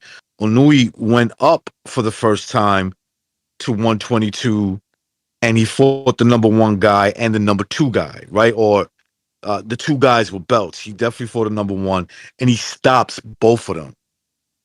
You get what I'm saying? Right. Like he stopped the both. Let's say you compare them to Devin Haney, and you just go officially on what's on the official record. Devin Haney has 2 wins. Okay, in the calendar year, they both went the distance. Both of them went the distance versus another guy who went, he fought the best fighters and he knocked them out. Yeah, but real quick, man, because I got to get back to the phone calls. But it's not just that the one fight a year. Because if he would have fought one time against Spence and beat him up, and I would still give him fighter of the year if, let's say, Inoue had just fought Fulton, and then maybe a guy like Halvanesian or something. You know what I mean? That I would understand because it's one big win. but then the other one so-so. So it's not just about the quantity; it is about the quality. So that Spence win was quality, but Inoue had 2 good quality wins. That's why I'm giving him the and he made it look easy. So that's why I think he deserves the close but clear edge in this one. But anyway, listen, I got to get back to the phone calls real quick. We'll get back to the panel here, but the calls are piling in here. Let's go to the boxing scientist because he said his battery was running out here. Boxing scientist, you're on the air, man. What's up? Hey, salute, Mr. BDA. Salute everybody on the panel. Yeah, man. So a lot of great points have been made by some of your panelists. You know, just to piggyback off that, man. Whoever said, you know, they have Joshua beating Fury, I completely agree, man. Based on their last performances, you have to go with Joshua right now. He's still an elite heavyweight. And, you know, I just think we live in an era, man. Unfortunately, a lot of so-called boxing fans, they live vicariously through boxers, right? So, of course, they're going to root for they're not going to root for a boxer necessarily because, you know, they truly believe he's the best. They're going to root for the boxer they find relatable, right? Like if, you know, maybe they have a domestic violence charge, they're going to relate to Tank. You know, if they like to boast and pull the race card, they're going to root for Bud. If they like to twerk, they're going to root for Wilder, man. And so these Wilder fans, I think we can all agree, man, they're way out of control. I think we're all tired of hearing that same old fucking song, making excuses every time he loses. They need to accept the fact he never was that guy, man. You know, these are the same people that say, you know, Mexican boxers are flat-footed. What about Wilder? You're gonna tell me, that he's some sort of like great footwork boxer? No, man. No, they need to just accept the facts. So my next point is, Crawford with his most recent tweet is just, it's becoming irritating. He's becoming like a male version of Clarissa Shields, and it's got to stop, man. Someone has to tell him. Yeah, go ahead. No, I said, I was reacting. Oh, okay. Yeah, someone needs to tell him that. Yeah, man. Like seriously, it's getting irritating. You don't see Canelo doing this. You don't see Inoue doing this. You don't see Usyk doing this. I don't. Maybe it's an American thing. I don't know. But other boxers seem to be more humble. They don't flash their achievements or rub it in people's faces. And maybe Bud can learn from those guys. I know you got a lot of callers, Mr. BDA. Thanks for having me. Always a pleasure. I'll talk to you guys some other time, all right? All right, take it easy, TBS. Thank you for your call, man. All right, that was a TBS. Yeah, listen, Crawford, I think at this point, I think, hey, maybe he should go with Wilder down there to Peru or Colombia or Brazil, wherever he got the ayahuasca, and have one of those sessions down there. Maybe that would open up and widen his mental horizons. All right, listen, we got more calls here, but before we get down to the calls, Chris K, shout out to Chris K for his contribution with the super chat. He says, Bivol is amazing, but he's coasting against lesser opposition. Even against Canelo, he didn't press for a stoppage. Inoue goes for it. I'll paraphrase what William Detloff, who was one of the best writers of Ring Magazine, said in 2003, when Winky Wright, who was one of the top 10 pound-for-pound guys, all of a sudden, but he couldn't crack. But all of a sudden, he started fighting with the earmuffs up and started pressuring guys. And he fought a guy by the name of, I think it was Carlos Fernandez, who was a journeyman, really, at 154. And Winky Wright pressured him. They threw down. And it was still a boring fight. And the guy said, William Detloff said, hey, slug it out all you want, Winky. You're still no fun. And I said, you know what? That's the same thing with Bivol, man. He put more pressure on this time. He cut the ring off. He had King Arthur on the ropes for most of the fight. And it was still boring. And it's not because boring because of a lack of trying, but it's just because what makes a fight boring is a repetition. When every round is the same and there's no real action and there's no real beating. I mean, you got to give it up to Bivol. He did try. He dropped the guy. And he does hit harder than people give him credit for, but it's just the way he goes about it is not the most entertaining. Maybe it's because it's so one-sided. I don't know, but that's just my opinion. Let me just check the chat here. Did we get another super chat that I missed? No. All right. Let's go back to the phone calls here, guys, on the panel. Thank you for bearing with us here. Let's go to K-Dog. Kevin from Chicago. Kevin, you're on the air, man. What's up? K-Dog, what's good, player? What's good, player? I'm doing good, man. I hope you're doing fantastic as well, man. What's up? Nothing much. You know what, guys? I've been listening, and it's a little bit disappointing. You guys are turning into the side. You're being hypocrites here. You can't call out the LDBC and do what they're doing. You're doing the same thing because Crawford, as far as I'm concerned, he's held himself nothing but class. He's been out there, fought multiple champions. He went out there, took the big fight against Earl Spence when everybody's calling for it. So I just don't understand what's the hate about? Why are they hating on him? Well, there's no hate. Number one, there's just indifference or dislike at worst because of the diva attitude that he's taken. That's all. There's no hate. Yeah, I mean, as far as I've seen heard once say, "Oh, he got dropped by Kavalauskas and he did this and that." It's like, okay, he's fighting really elite competition. Kavalauskas is no joke. But as far as Inoue, we already know what that group's gonna say about him. We already know that's old news. I mean, of course they're gonna hate them for a variety of reasons, but I think for the general public, the fact that he's 118 pounds or whatever it is, that just is gonna hold it against him. It is what it is. I mean, the competition at that weight, I don't know if it's as elite, it's the higher weights, the middle weights, but the fact of the matter is, he's got no big dance partner. He hasn't. I mean, what was that Filipino dude he fought? The aging Filipino dude. That was like his big notable, big name win. Other than that, I guess for the hardcores, you could say some of these other guys, but the general public, no one knows who's he fighting. You look at someone like Usyk, and he's got his big win against Joshua. Look at Bivol, he's got his big win against Canelo. Crawford's got his big win against Spence. These are all big time opponents with big names. And I think Inoue, he just doesn't have that. At that light weight class, there's no big star power. He's probably the only notable fighter down there. Of course, all the hardcores are going to say, "Oh, well, you don't know shit. Who's this guy?" Yeah, to the casual fan, nobody knows who any of those motherfuckers are. And the fact that he's fighting at 118 pounds definitely doesn't help him.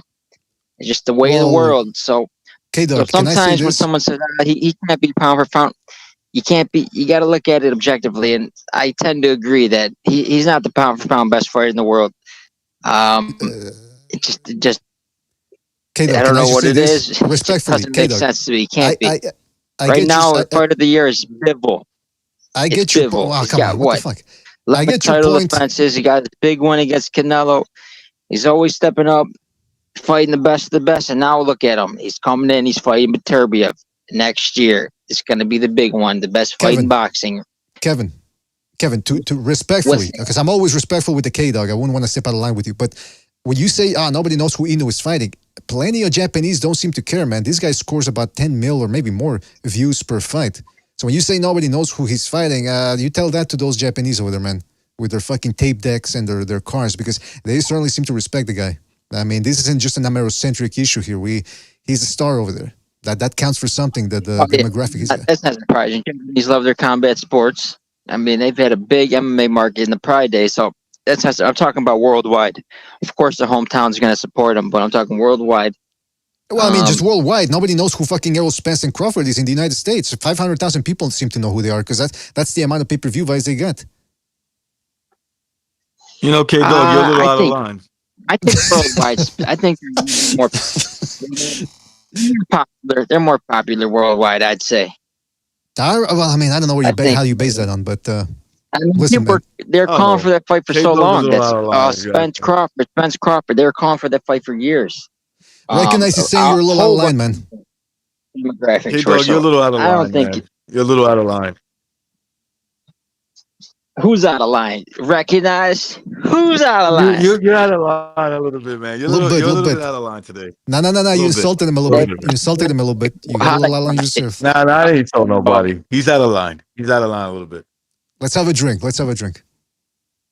Yeah. Have a drink, take a sip, everybody relax and party. That's just my 2 cents. I think the biggest knock on him is he's had no dance partner. I think that's just the biggest knock. He needs a big dance partner to put him over the edge. Well, what's his other biggest win? Well, what's his big names on does that? Here's the problem with that, Kevin. The problem with that is this. Look, maybe he can do it. He's gonna have to go up in weight. More likely to find that that dance partner that can like spark conversation. Oh, I know who that guy is, right? Like that type of guy. The casuals will kind of know. More than likely, he's gonna have to do that going up in weight.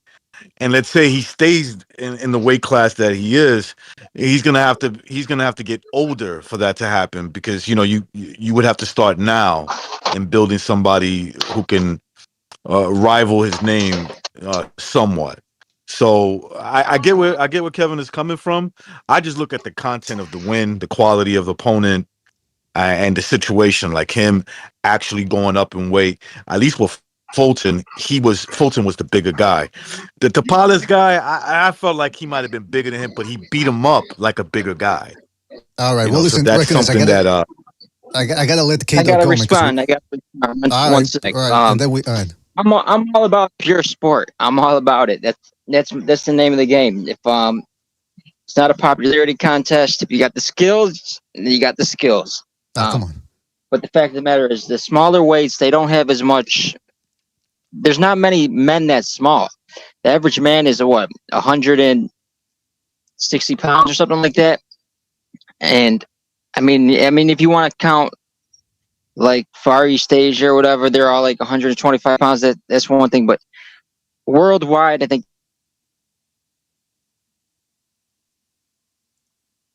No. Talent is just not there, because there's not a lot of men that are 115, 18 pounds, whatever it is. I feel like the most depth, the biggest talent it's that 145, 155, 160, 175. Those are that's the cream of the crop. That's where you get the best fighters. Where you got the power, and you got the speed, and you got the athleticism. It's just it's killer's row. It's killer's row up and down the court. I suspect that this is an issue that's going to be continued to be talked about as we enter 2024. So, hey, listen, I mean, I think I get your point there, K-Dog, but we do have to move on. The calls are piling in here. But thank you for your call, man, as always, and call back next time, right, man? Take it easy out there. There you go. That was the K-Dog right there. Real quick. Shout out to Chris K for his contribution with the super chat. He says, Inoue KO recognize is a star making Inoue KO recognize. Why would Inoue knockout recognize? Anyway, he says is a star making performance. I don't know what that means, Chris K, but shout out to you. And listen, recognize. Sorry. He could knock me out. He could. I mean, there's a possibility. He could knock me out, man. I didn't want to interrupt you while you were talking to K-Dog because we got a lot of phone calls, and I thought you said you were all right. So that's where I got confused. I thought you said you were all right. I am all right. He ain't all right. That's what I thought you said. I was all right, Spider. You ain't all right. All right, listen. Don't forget to hit the like, fellas. We're taking phone calls here, but this time we're doing it through StreamYard because Blog Talk is down. I see we got Carl, a.k.a. the Boxing Kangaroo, on the line. Carl, are you there? Hey, BDA, how are you, mate? Merry Christmas. Doing fantastic. Hope you're doing well down there, down under as well, man. What's up? All good, mate. All good. I just want to fix up a few things Kevin the Crackhead said. Ah, come on. Wait a minute. He doesn't fight at 118 anymore. He doesn't fight at 118, mate. He fights at 122, and he fought two unified champions, one being Stephen Fulton and the other one being Marlon Tapales. The guy probably just needs to learn to read a little bit more. And yeah, I think two fucking unified champs, mate. I think that aces a drunk. Personally, I think that aces the drunk for pound number one. So yeah, I've got Inoue. And mate, I want to give a fucking shout out to the Aussie boxers, mate. We got two new world champs in 2023, being Jason Maloney and Tim Tszyu. Even though Tim Tszyu was the email champ, mate, he defended that email belt 15 days after receiving it. So living in the golden years in Australia at the moment, brother. Hey, what about the perform? I know he's not a champ yet. I mean, maybe he will, but Paro. When the way he beat what's his name, Montana Love. Yeah, Paro. Mate, he's actually in talks with Ryan Garcia for a fight in Australia in March. Whoa! So, hopefully that comes to fruition. That'd be nice if that come to fruition. But yeah, Paro. I think Paro's world level, mate. I think he's ready to crack the top 10. Well, we shall see. Indeed, we shall see, man. Hey, And I mean, what's that? Poor Jai Opetaia. I just hope he gets someone that wants to fight him in the cruiserweight division, because he's not having much luck finding anyone to fight him. Yeah, that guy's a diamond. That is perhaps the best guy. It's either him or Tim Zoo. Yeah, man. But Jai Opetaia, man, just a flash alone. Jai's just a natural, mate. He's been doing it since he was 8 years old and lives and breathes the shit. I mean, Tim lives and breathes it too, but I think Jai's a bit more of a beast than fucking Tim. But, you know, Tim's doing his thing, mate. He's got a fight lined up in Vegas in March. Rumour is it's Erickson Lubin. So I think he beats Erickson Lubin easy. I just want to see Jamal get some fucking nuts and... Yeah, hey, Carl, people in the chat are saying you sound like a giant cigarette. Let me just clarify to the people there. This is what a man with testosterone sounds like. Let me just clarify. I'm going to defend you a little bit there, Carl. Yeah, sorry. I'm sorry for the ladies listening in. I probably don't have that Christian fucking... I apologise, ladies. Yeah, this is what a guy sounds like. This is what a breeder sounds like. This is what an alpha breeder. All right, well, listen, there alpha you go. Breeder, mate. I didn't need to defend Carl. He can do that all by himself. Well, go ahead, Never Sobers. Go ahead. What's that? Did you catch Nikita Zoo's last fight? No, I didn't, man. Yeah, mate. Zoo's little brother? Yeah. He's you got to watch that one, BDA. That prospect. one right there is a fight of the year contender itself. I'll catch it He's when I got some can, good man. knockouts too. All right. Well, Nikita there you go, Carl. With a name like Nikita, you got to be a good fighter, mate. But hey, I won't hold you. I won't hold up your phone lines, mate. Merry Christmas, Happy New Year to all. I hope you don't get too drunk, and let's hope for a good 2024, just to back up 2023. I'm out, fellas. Absolutely. Take it easy, Carl. Thank you for calling. See, that's how it's done, man. He makes his points. He makes it concise, succinct, terse, and then he just leaves, man. That's how it's done, man. Let me tell you. Shout out to Carl right there, man. All right, let's go to another phone call here. We got Earl Stevens on the line. Earl, are you there? Earl? Hey, yeah. What's up, BDA? What's up, panel? What's up, man? What's it called? I brought some chicken nuggets if anybody wants them. Oh, fantastic. What's the dip? Nah, yeah, fucking I'm glad Wilder lost. That's what boxing gets for over marinating fights. I'm glad he lost again. The first time he fucking lost to Fury, fucking over marinated the fucking Joshua fight.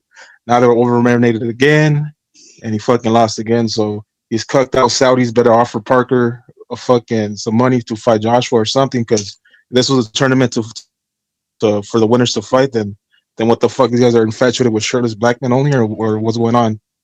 Fucking other than that, fucking Inoue shit. Fucking he was hitting. He fucking stopped. He stopped fucking Tapales. It was a trippy stoppage. He hit him so hard in the forehead that made him crumple over and fucking made his right arm go limp.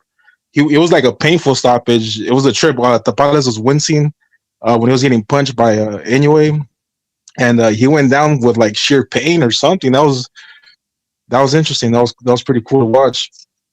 But yeah, that's pretty much it. I'm glad Wilder lost. Fuck over marinating fights in boxing, and Inoue's got some interesting power, man. There you go, man. That's Earl Steve. Hey, Earl, how do you feel about the callers we've had so far? Good balance, or you got any complaints? No, yeah, I feel like there's too much chicken nuggets and not enough fucking birria tacos going on around here, man. I mean, listen, hey, we try to cater to all people, man.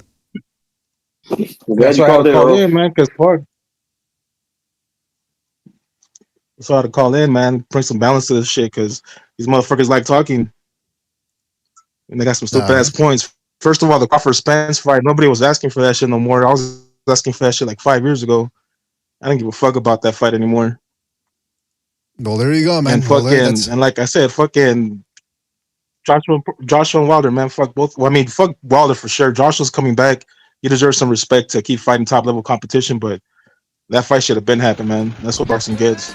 That's absolutely right, man. Over marinating usually backfires. You're absolutely right there, Earl. All right, man. Well, listen, thank you for your call and call back nicer, right, man? Keep keeping the balance. All right, man. All right. Straight punches, bro. Straight punches. Straight punches from Earl Stevens as always, man. Shout out to hold on, who was it? Champy. Shout out to Champy for his contribution to the super chat. He says, yes, I think he's talking about Tim Zoo. He's gonna beat that bomb Ericsson lubricant. Come on, see, that's a fucking never Solvers is right, man. The fucking or was I recognized who said the fucking nicknames people put on that bomb Ericsson lubricant because they robbed Ramos, who would beat the fuck out of Tim Shitzu. I mean, okay, Ericsson lubricant, Tim Shitzu. I mean, I don't know, man. Ramos certainly got job against lubricant. We forgot about that one. Everyone talks about Lomachenko, Haney, and Barroso versus Romero, but don't forget, man, Ramos, did he take the pedal off the metal in the later rounds? Yeah, but he certainly won enough rounds early on to get the win. So people are okay with that. Hey, that's on them. Let's go back to the phone issue real quick, man. Again, we're almost done here. Let's go to Baby Uno. Baby Uno, you're on the air. Baby Uno, what's your mind? Uno baby. Baby Uno. Hello? Yes, you're on the air. Hello? Man. What's up? Can you hear me? I can hear you, man. Yeah, how's it going, guys? Yeah, I'm from the UK, and I've been listening to you guys for just a year now, and I would say you guys are probably the most unbiased and balanced boxing channel out there. You guys, are pretty unbiased. You're pretty fair. You're not really one side like 7-8 Sports or Blue Blood. So I listen to you guys and Counterpunch Boxing News. Don't know if you know about him. Yeah, you guys are the top two. I'm familiar. Yeah. So I really appreciate you guys. So in terms of pound for pound number one, like I base it on the quality of your opponent, on your weight class or the one above, and I would say based on amount of fights, I think it's Inoue, and I'll say it's probably out of Usyk or Bud, because I know some people don't include heavyweights in it, but you need to give it to Usyk because he was clearly undisputed in cruiserweight, and now he's beaten probably the best heavyweight boxer currently, which was Anthony Joshua twice. And if you look at Anthony Joshua's record, he's beaten. I mean, he's got the best resume probably after Canelo in the whole boxing. So yeah, I would say it's Inoue, probably Usyk, then Bud, and then whoever you can put, probably Canelo and all the other guys. But and one other caller said that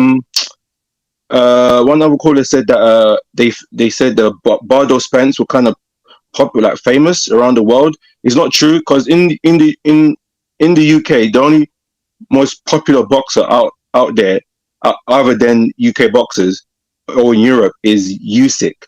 Nobody knows Bud or Spence like they do Usyk or even Inoue. So so when people say that Spence or Bud, they're kind of more popular than Inoue, that's not true. Americans don't understand that, man. They don't. Yeah, they don't have a grasp that there's a world bigger than America. I mean, hey, listen, it's country, man. Sorry, no, I just wanted to say, I kind of picked it up with a lot of American fan base. They think everything just revolves around America. If America don't know it, then that means like it's not relevant, which I kind of think that's a bit ludicrous, if you get me. Oh. I mean, that's my opinion. I appreciate the call, but that type of language, you got to watch it. But listen, it's the same thing when people say Eurobomb.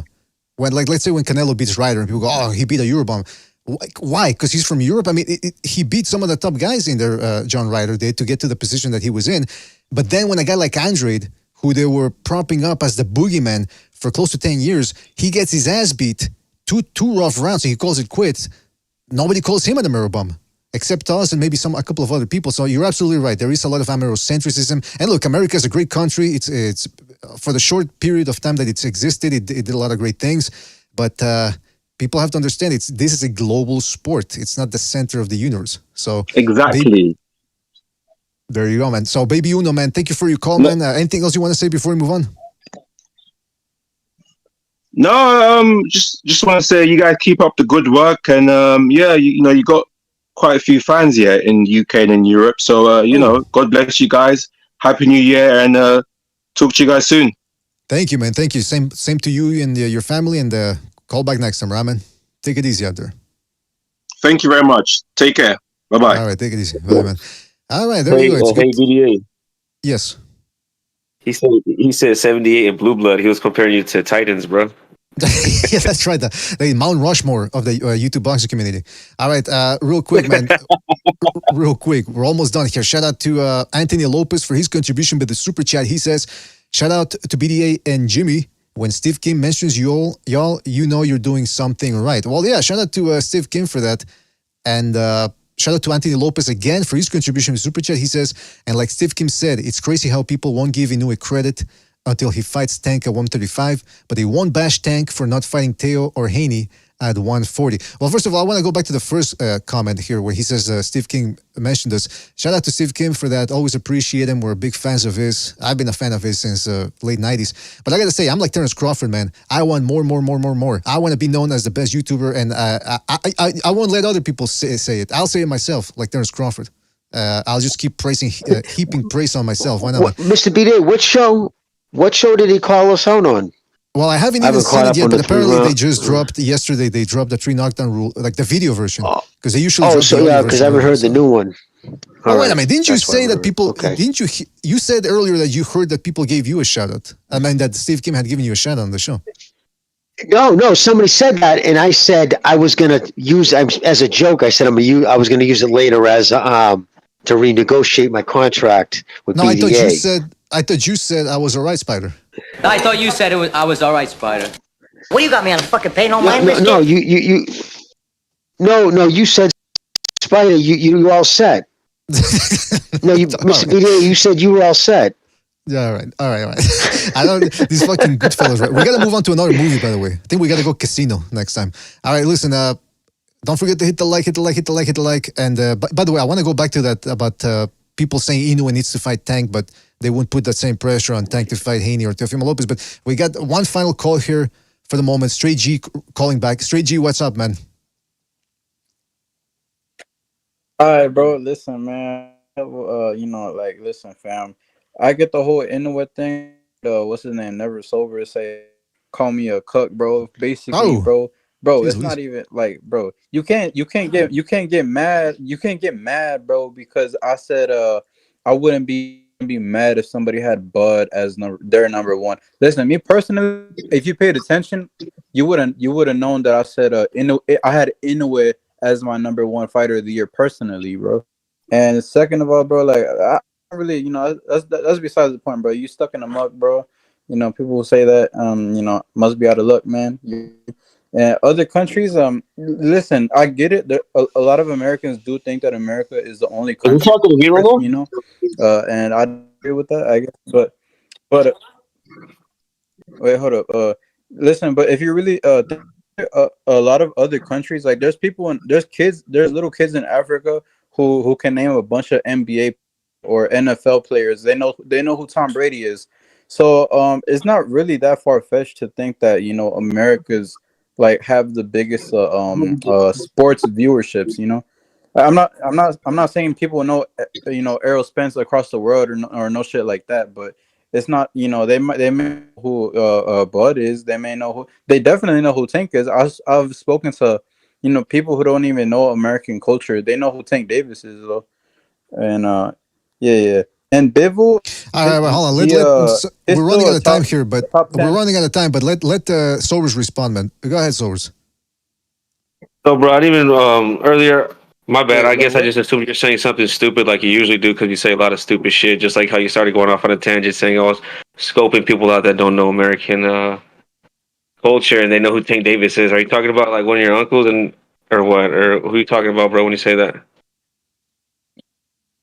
Nah, bro, I've spoken to Panamanian people who just came into this country. Like, they don't even know English like that, or like Brazilian people. They know who Tank Davis is. You know. But so they watch boxing then. That's what that means. Yeah, but or they may not even like. I'm pretty sure a lot of people they don't keep up with like how we do, right? You know, they know all the top 10 pound for pound fighters, or they have criteria and they can name a Why are bunch. you assuming that, They're not bro? like You that. think he It's just lives like in a regular that fool came from casual. a mud hut or what? Wait, what?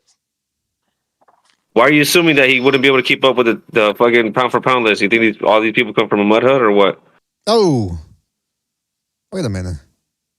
I mean, listen, yeah, bro. Listen, I'm I listening. don't think that they follow the sport like how we do over there, bro. But they definitely know who Tank is, though. They I'll don't say have access that. to the internet, bro, or what? You're doing making some weird assumptions, bro. All right, well, listen. I'll say this, man. Friday, what's tomorrow? Tomorrow's Spoken Friday, to these right? people, fam. Okay, maybe we'll do an open lines. I'll talk to Bucho, see if he's going to do the open lines tomorrow. And we'll continue having this discussion because we got to move on here. We're running out of time. And, all right, listen, Straight G, thank you for your call and call back next time, man. Take it easy, man. Yeah, because, I mean, we're getting into the minutia. Hey, what are the demographics and what's the most visited website in South Dakota? I was like, who cares, man? Yeah. All right, real quick, we got another phone call here. We got L-Dog calling in. L-Dog, what's up, man? What's up? What's up? How's it going? Doing fantastic. Hope you're doing fantastic as well, man. Yeah, man, I'm doing great. What's Hey, up, I kid? wanted to. What's up? What's up? I wanted to call in on this whole Inoue thing. Now, there's a great saying: "Fool me once, shame on you. Fool me twice, shame on me."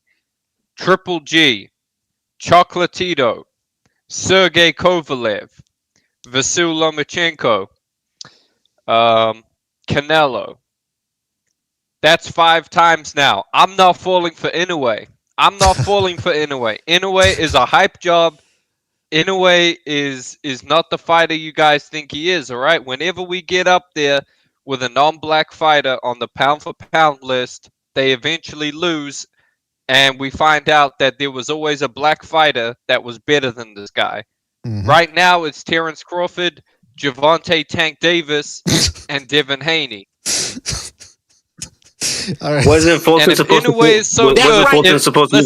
Hold on. Let him finish. Wasn't Fulton supposed to be the one? Wasn't Fulton supposed to be the black guy to figure him out, though? If Inoue is so good, why doesn't he fight Tank? That's what I want to know. That's right. That's right. I mean, listen, L-Dog is making some excellent points, man. I mean, look, he wants to be considered special.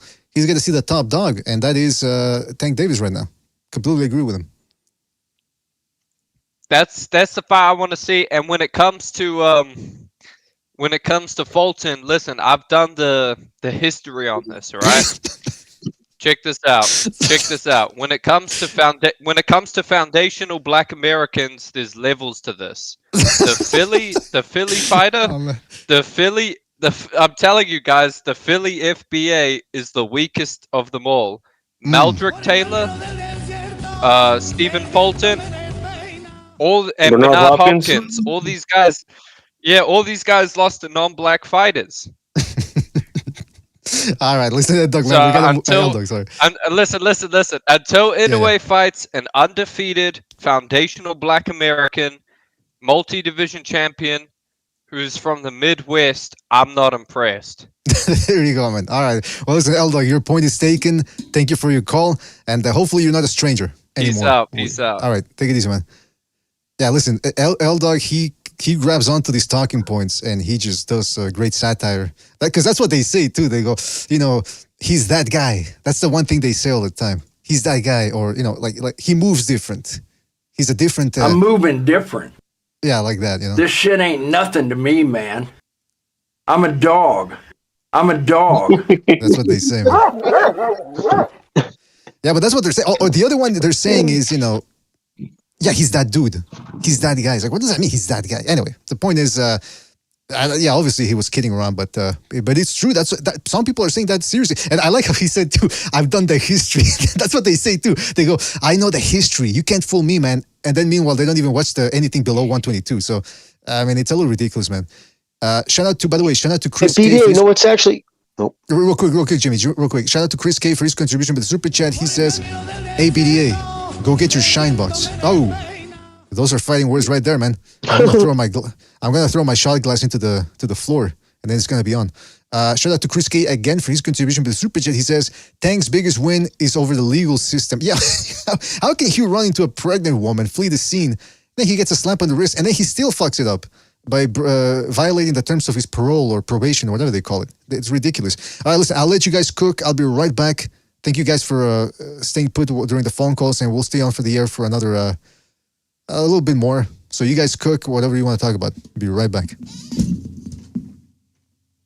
I was gonna say, and then Davis. On top of that, they let him get away with it. He still and then he violates, and he's still complaining about the judge saying, "Man, I think this lady got something personally against me. She just don't want me to leave the county and whoop de whoop." Like, bro, you're lucky they don't got your ass locked up. But you know, it's no rich people privilege, right? Yeah, I mean, it's insane. He was under house arrest. Meaning you got to stay within 50 yards of the location. What's keyed on, because you understand clearly how a fucking anklet works. It's like a fucking dog thing. Yeah, It goes outside the yard, it beeps, right? And this motherfucker moves into a hotel. So it sets off the fucking, it sends the fucking, the whatchamacallit, the U.S. Marshals after him and everything. It's like he's a fucking knucklehead. Then he's angry that they're holding him to, first he gets a fucking sweetheart deal, of course, you know, because of equity. But then he turns around, he fucking, twice he did it. And now he's complaining, yeah. I mean, come on. See the way he even just talks to the police when he sees them. Instant adversity, you know. And he's just nasty, and it is what it is. It's where he comes from and his mindset. But listen, I got to give him credit to one thing. And when people started talking about, like, right away after the Inoue fight, well, he's going to go up and fight Tank. Tank could have just stayed quiet, could have insulted him, could have said something like in years past. He kind of threw a little dirt because he was jealous about all the press that Inoue was getting. But lately, he's actually said good things about him, like that. You know, he's the real deal. But he actually came out and said, "I don't know why people keep mentioning him. He's too small. He's 4. You know, he's 3 classes below me. There's weight classes for different." So even Davis is saying how stupid it is. Well, he wasn't saying that. Kind of, be before, honest with you, shocked me. No, he wasn't. That's what shocks me. That's my dream fight. You know. That's what he said. Yeah, he said that's my. I didn't hear that. I knew in the past he didn't say anything. That's what he said. I know. Yeah, because I know the only time that I knew he spoke of Inoue once when Steve Kim said that Inoue's pound for pound, and that, you know, Davis quote tweeted Steve and laughed and, you know, emojis and said something derogatory. But I saw yesterday that he came out on his Instagram or Twitter or whatever and said, "I don't know why people keep bringing up Inoue because he's 3 sizes. That fight isn't happening. He's too small. He's 3 sizes below me." It almost seemed like he was trying to talk sense into people, but I didn't know about this other thing that you said he said. Yeah, I'll put the link. I'll put it right here. Now I believe you. I just don't understand. I mean, now he's just being a hypocrite. Or it could be because Inoue complimented him. Maybe because Inoue complimented him by saying he should be in the top pound for pound list, which kind of surprised me. But yeah, and maybe Tank's feeling like, you know, the guy threw me fucking some respect, so maybe I should do back to him. I don't know. But it is hypocritical if he said that other thing before. I think he's trying to do something about his public image, bro, because, you know, they already say, like, how he did. They try to give him a email. They try to like elevate him with a belt or something, and he refused it because he already knew that everyone would be calling him email champ and just, you know, shitting on his career even harder. So he, you know what I mean? He could have taken that prestige and said no, and said, "No, I'm going to stay where I'm at." Because I feel like, you know, maybe some of the talk that people give him, you know, the public, they say about him, whatever, probably get into him. So he might, you know, just be trying to walk back some of the statements he might have said he might have been open to before, and he's like, maybe nah. You know, he's trying not to look as bad as he used to make himself look. You know what I mean? Wait, who you guys talking about? Because a lot of these guys, Davis and Inoue. Oh, okay. Davis had said like a year or 2 ago that would be like his fantasy fight to fight Inoue, and then now today Jimmy's saying that he's saying on Twitter that They shouldn't even be really mentioned to fight each other because they're too many weight classes apart.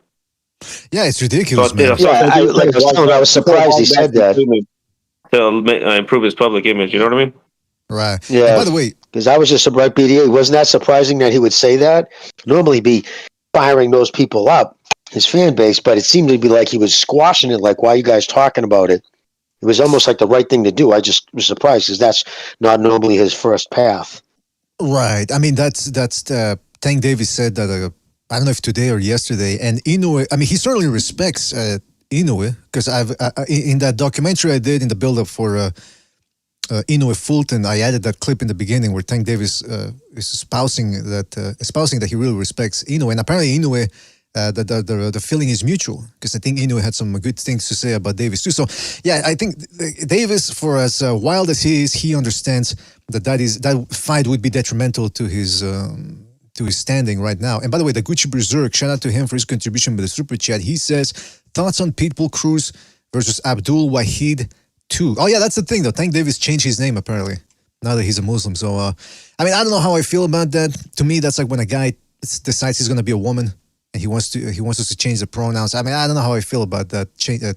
Addressing him by what he wants. How about what I want? Anybody ever think of that? Nobody ever thinks about Mr. BDA. Everyone always thinks about themselves, and I'm always just supposed to step in. Always putting you on ignore. Oh, come on, wait a minute.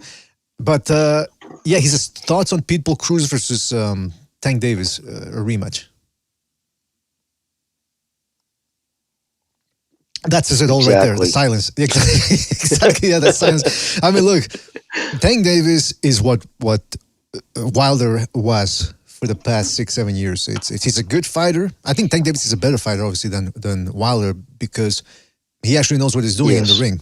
But there's a limit to what he can do. Again, people seem to think that Tank Davis, he averages about 300 punches per fight, by the way, when it goes to 12 rounds. And people think, oh, yeah, no, but that's because look at the result. He often gets knockdowns or knockouts, or he wins. And I'm thinking, yeah, but they're under the impression that because he's throwing, he has a low output, that all of a sudden, if he wanted to, he could turn it up. And he can't. He tried to do it against Pitbull Cruz in the first fight, didn't work out. And then he had to say, oh, I had an injured hand. First of all, that sounds like an excuse, because that's what they always say about Lomachenko. Oh, yeah, he fought with an injured shoulder. That's an excuse. Well, first of all, Tank Davis, that's an excuse as well. And second of all, where's the proof that he hurt his hand? We're just supposed to take his word for it. And so the problem with Tank Davis is his low punch output. He cannot fight coming forward as well as he does off the back foot. What he's been doing lately has been to run around the ring, hypnotize people with his defense. They get frustrated, and then he catches them with something. Didn't work out against Isaac Cruz, barely worked out against Mario Barrios, and I doubt that it would work against Devin Haney or Shakur Stevenson. That's why they're really trying to negotiate hard with Haney to get a payday that would be worth the loss, or to get any type of special clauses in there to try to minimize Haney's ability to perform, because that's what they did with Ryan Garcia, fellas.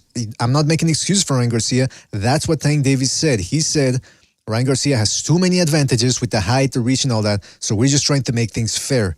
That's what he said. So take it up with him. He's admitting that he doesn't want to fight people at 100%.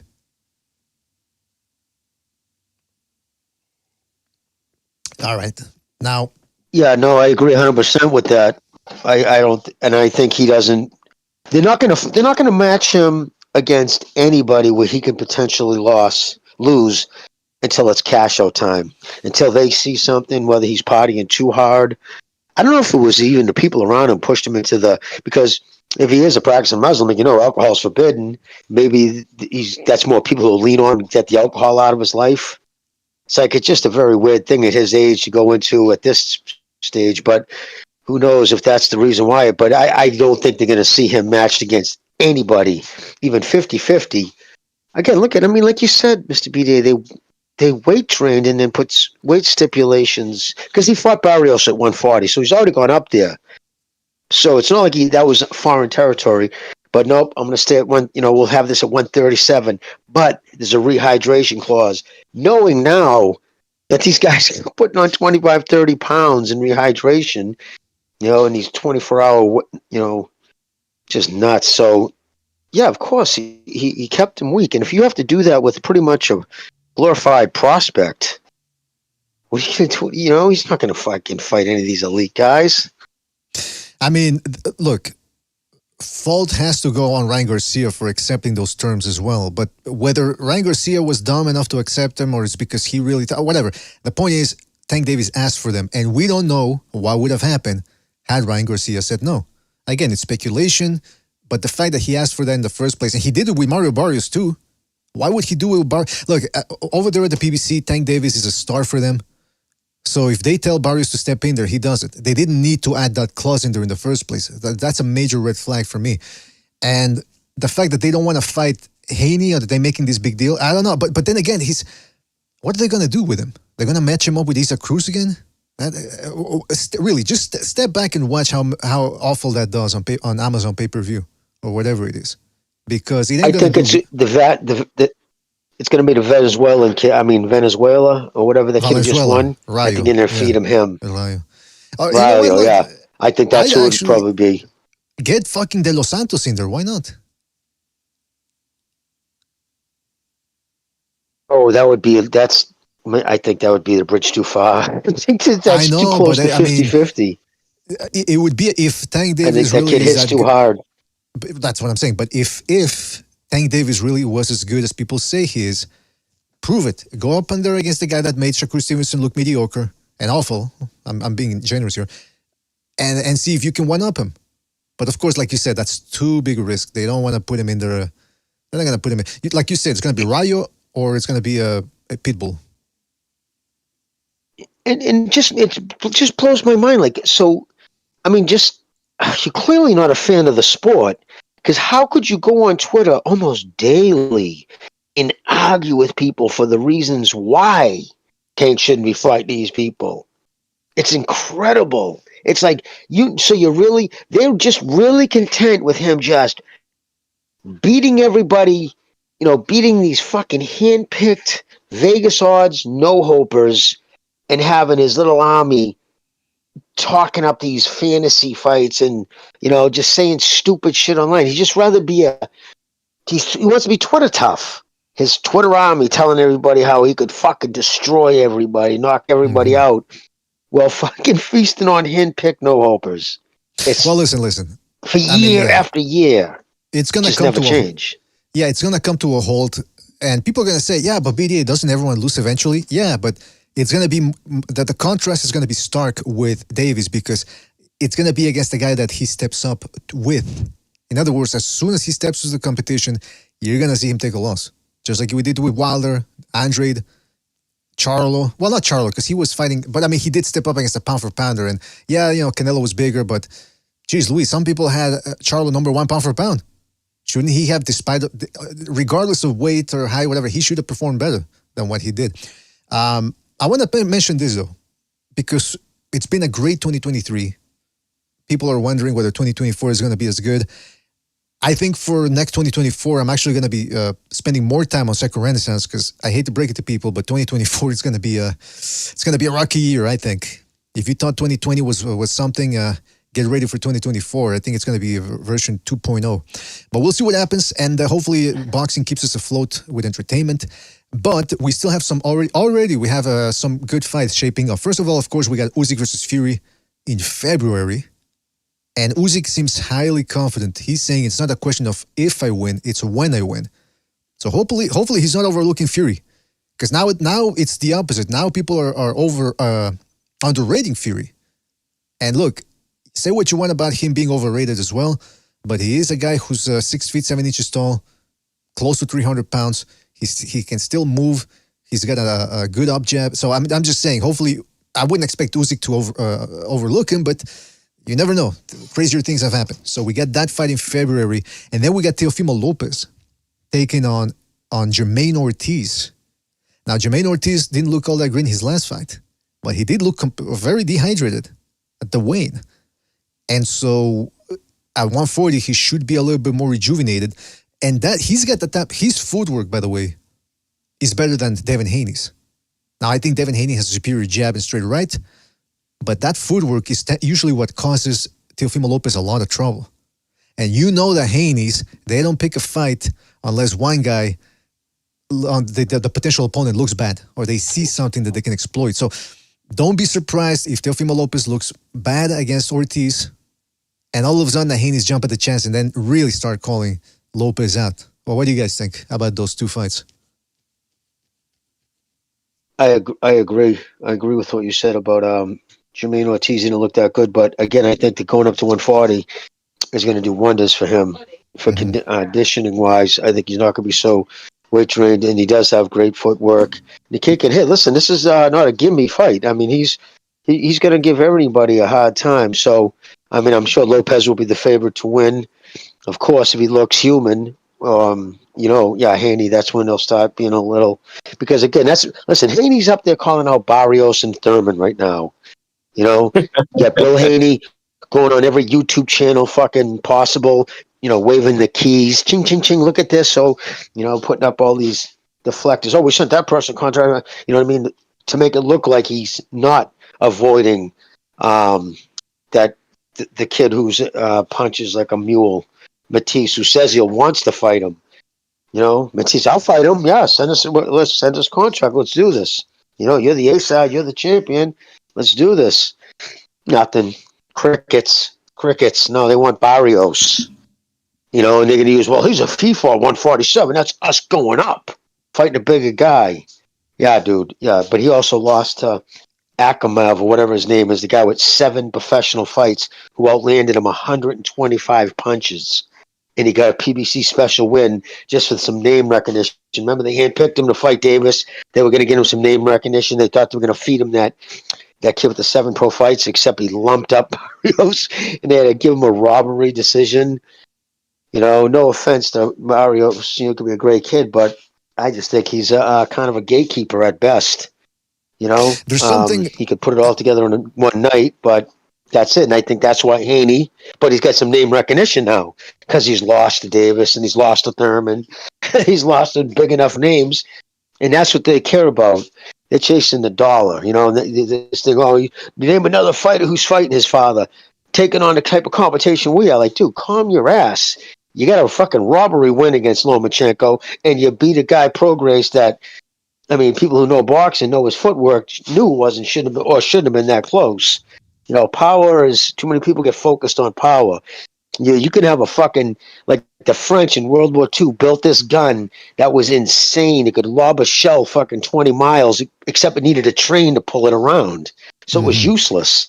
You can have the biggest gun, but if you can't, find a good place to use it, what good is it? So, that gun, you need a delivery system. A mega gun that you needed a train to move it. They used to call that gun the BDA. But anyway, you're absolutely right there, Jimmy, that this whole thing with... Well, look, I give Haney credit for beating Prograis, even though it was one of the simpler picks that we ever had to make. I still give him credit because even though Zorrilla might have edged that fight against Haney just did it a whole lot better. So I give him credit for doing that. But yeah, even Prograis said, you're cherry-picking me because I looked bad against Zorrilla.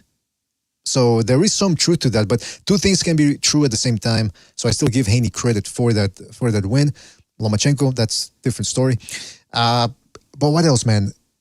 So yeah, we had that fight. We had PBC being sold. Top Rank being sold to Dana White's corporation. Now, is that how? Is that true? Yeah, how? Break it down, Jimmy. If you know anything that we don't, like, or just break it down to people that might not know what you're talking about. Okay, Rick Glacier tweeted out that his Christmas present, whatever, that Bob Arum, after almost 60 years, at 92 years old, almost 60 years in the business, is retiring and selling the company to Eversense or whatever. It's the parent company of the WWE, and yes, thank you, brother, and UFC, which means, I'm sure you would see Dana White's fingers all over that. You know what I mean? He would probably end up running a lot of that because he's already proven to be a good, promoter, and he can promote fights. So if that happens, Bob poo-pooed it, said no truth to it, but when you're in the middle of a sale that's God knows what it'd be worth, that's what you say. You know why? Because because the company that's buying you is a publicly traded company. So if you were to sit there and say, yeah, it's negotiations are real, it's really happening, I don't even know if he's breaking SEC laws because it's a public trading company you're doing business with. Those things you're not supposed to, you know what I'm saying? Right. So I don't think legally you can even tell people that because that's the whole insider trading. They find out these big companies, they get an inside, oh yeah, he's about to buy this corporation. People will go and buy the stock of that little corporation. So... Oh, hold on. I got a question about that. I got a question because immediately, like you said, Dana White came out and said, no, that's not true. And I'm thinking, well, wait a minute. What does Dana White have to do with it? Because that's like him calling the shots on the WWE, which is under the same parent company. He doesn't call the shots on it. It's compartmentalized. So why would he then, and what involvement, if any, would he have with boxing? Dana White himself said he wants to get back into boxing. He started off as a boxing trainer. He knows how to box. He likes boxing. He loves boxing. They caught him watching Canelo fights during his events. You know what I mean? He said before, he said recently, like this year, where he said, "I'm going to get back into boxing. You're going to see what's up." He said, Showtime's gone, HBO's gone. There's a vacuum. I'm going to fill it. You know what I mean? And he's already he's already talked about leaving the UFC, but not really saying it, but just like oh, one day type of talk. You know what I mean? And he says, I want to go to boxing. So that's why I see exactly. him on his app. He has said that multiple times. He's a big boxing guy, and so I believe that's if they are buying Top Rank, I would imagine that the company is actually talking to Dana about it. What's this company worth? What's it all about? Because if you're a corporation, you're gonna buy Top Rank, you would want to go to the person who knows boxing the most. And that's definitely Dana, right? So you would, because like Never Sober's right, during UFC events, many times he's been seen with the TV, or if he's up in a box and he's watching the boxing event, that's what he started out as, a boxing promoter. He has said it many times he'd like to get into boxing. He thinks he could do it better. So that's why, but the fact that he would say no right off the rip, that's the same reason why Bob said no right off the rip. But I know that Rick Lacia has said some shit. I mean, he says stuff before that's come to fruition a lot of times. And by the way, right on the pay-per-views. Can I just say this? That Rick Glacier, his reputation on Twitter is based off of him giving you the inside scoop. So it would be really irresponsible for his part and deleterious to him to all of a sudden make this big outlandish claim, and then it turns out it's completely false. I mean, so in other words, what I'm saying is, if he's writing detailed too. What's that? And it was a detailed claim too. Like, right, you know what I'm saying? If you really see it, it was a full thread. So seemed pretty detailed. I mean, I'm not saying he's completely right. I mean, maybe he got fed information that he thought was good, and then it turns out to be false. But what I'm saying is, he wouldn't, unless he was drunk or something, but I don't think he would tweet something that he thought, unless he knew it was a sure thing. So I'm very curious to see what happens here, man. Very curious. I saw some people he said Twitter, before he had, sorry. No, go ahead. I was going to say, he said before that, remember the lawyer in Los Angeles, the entertainment lawyer who's tied in, so what I think, and when you're talking about buying corporations like that, right, or companies, there's a bunch of lawyers involved.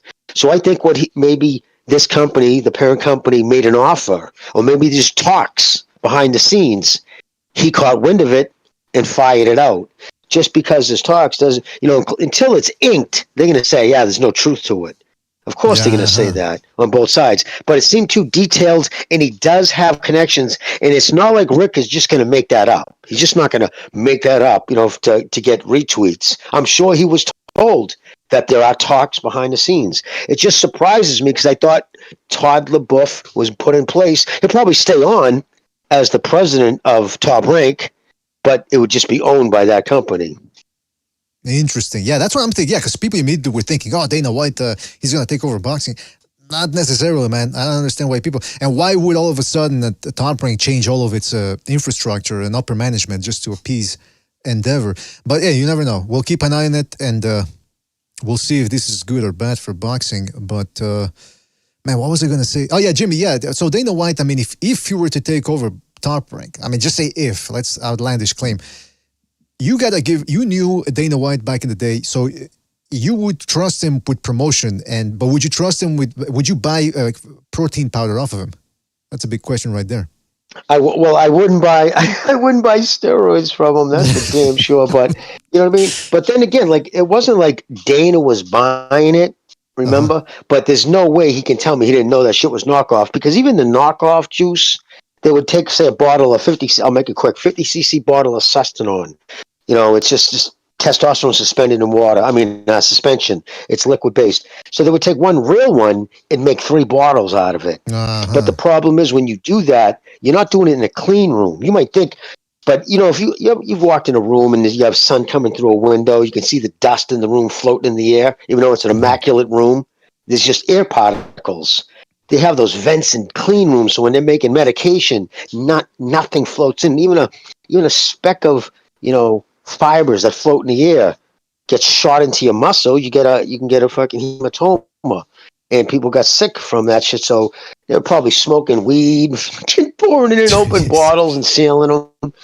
But I was one of the first, because it was brought to me, and I said, dude, look at the labels. They're not straight. They're not unstraight. And you can twist the cap. Those caps you can't supposed to put on by machines. You can tell these things were popped on by hand. So I knew they were funky, and then sure enough, someone I knew got half his thigh cut out. And that's the reason why he fled Boston. It wasn't from, you know, he wasn't chased out by Whitey Bulger, like the story he likes to say. I forgot that part. I mean, I don't remember that part that you said that. Oh man, jeez Louise. I heard about that too in Brazil. These women that go there and they get ass implants, and then the implants go awry and they get infections. They gotta, you know, they gotta cut one ass cheek. Could you imagine sitting on one ass cheek? You're all askew. You gotta put on a fucking pillow there. I mean, disgusting. But yeah, that's Dana White for you. But you know what's funny? You know what's funny about that, Jimmy, is like you said when you first told the story years ago, is that really flies in the face of the story that he tells of why he was run out of Massachusetts. Whitey Bulger was after him, trying to shake down his local boxing events. It's just so real. You know, dude, he was throwing on, like, you know, minor little events with a couple 300 people in the audience, if that, or like, you know, like the Elks Club, you know, and at its height, yes, Whitey really had Stevie Fleming, he was the fucking rifleman, he was kind of his partner and killer, and Kevin Weeks. And they had a couple of crash test dummies who worked under Kevin. That's it. They didn't even have the manpower to be going around shaking down everything like that. It's not how it went, you know what I mean? So, yeah, it was just ridiculous. He wouldn't even have been on the radar. You know what I'm saying? I mean, if there was not, this isn't the 1980s. You can't go into like in a boxing event, the Boston Garden, and grab the promoter by the fucking neck with some dudes with fucking, you know, nose bent to the other side of the face saying, you're going to give me 10% or you might have a fire here. You know what I mean? We're fire insurance. Pay us up, you know, pay us. Those days are gone because of the way the FBI and shit rolls now. So even then, that was, yeah. And in fact, if you do the time, too, Whitey already knew he was almost in the shit, so it didn't even make sense. If that was happening in the 80s, early 80s, maybe, but that wasn't the timetable we're talking about. So, interesting, yeah, I don't know. Well, I just highly doubt that Whitey was shaking down local boxing events. Well, listen, next time Dana White comes up, we want to hear the stories too as well about him banging the ring card girls and the leaving his mother on the sidewalk. Like she was a redheaded his grandmother. Yeah. Oh, his grandmother. Again, that's up to it. That's just according to his mom. Yeah, I remember the first time you told that story, you said, you know, it's like when you talk to his mother and she'd be like, yeah, listen, sweetie, Dana White's a real piece of shit. The way you said it, just so casually. All right, well, listen, we got to go. We've been on for 3 hours. We had to be on for 3 hours because we hadn't been on here on the air for about more than a week, I think. So I'll talk to Bucho, see if we do open lines tomorrow. We'll definitely talk to him, see what's up. If not, hey, we still have to do, preferably before the end of the year, the boxing report cards, the annual report cards that we always do when we give a fighter a fail, pass, or honor roll based on the year. And I want to remind people that these ratings are based on not just the fighting, but the support group that they have outside the ring, the prospects that they have for the future. You know, it's a mixture of things. And this year, man, it's going to be an interesting one to do because a lot of guys made some big moves, man. Big moves. So it's going to be an interesting show. Stay tuned Big for moves. that one. Big moves, right? I just want to add one more thing about Fulton, right? Great fighter.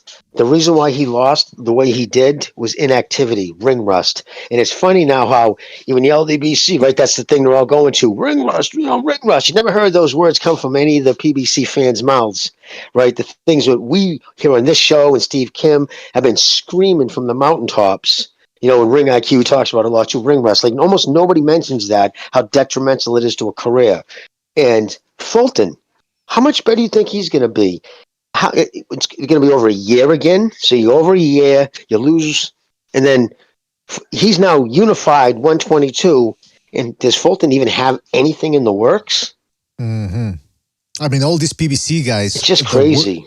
At best, if he's lucky, he would have a fight in March. Because apparently that's when they're saying that's when PBC on Amazon is going to become operational. So that's the best case scenario for him. And even then, March, that's pretty, it's not exactly a year, but it's close to a year of inactivity. So, yeah, man, these guys made a big mistake signing with that PBC. And that's a big thing that we could do, just a whole show on that, man. But it gets kind of tiring shitting on the PBC. I wanted the PBC to succeed because more boxing means a happier BDA. But unfortunately, the PBC, they wanted to do it the other way. We could do a show just on the fact that break down their roster. Like people, they got to sign with another network. I'm like, for what? Really? Who do they have? If you actually sat down and broke their roster down, they have a handful of champions that are worth the shit. I'm just being honest compared to what they were. Look at their original promo page, pictures with all the champions on the stage.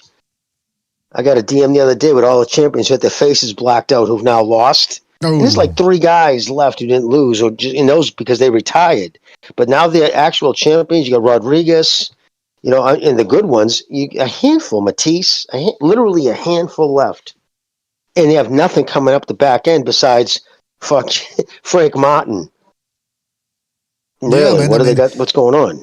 And just the way the PBC started off over at HBO, it is ruining the premier channel for boxing, the premier network, and then of course pulling the rug from under De La Hoya while he was over there on rehab. I mean, I know that some people say, "Oh, it's only business, it's not personal." Yeah, but when it's a guy's life, that's as personal as it gets. So it was very surreptitious what they did, and again, I wanted them to succeed just for more boxing because I'm from a selfish perspective, but these guys, Al Heyman's making money, and everyone else, it's like a feudal enterprise over there.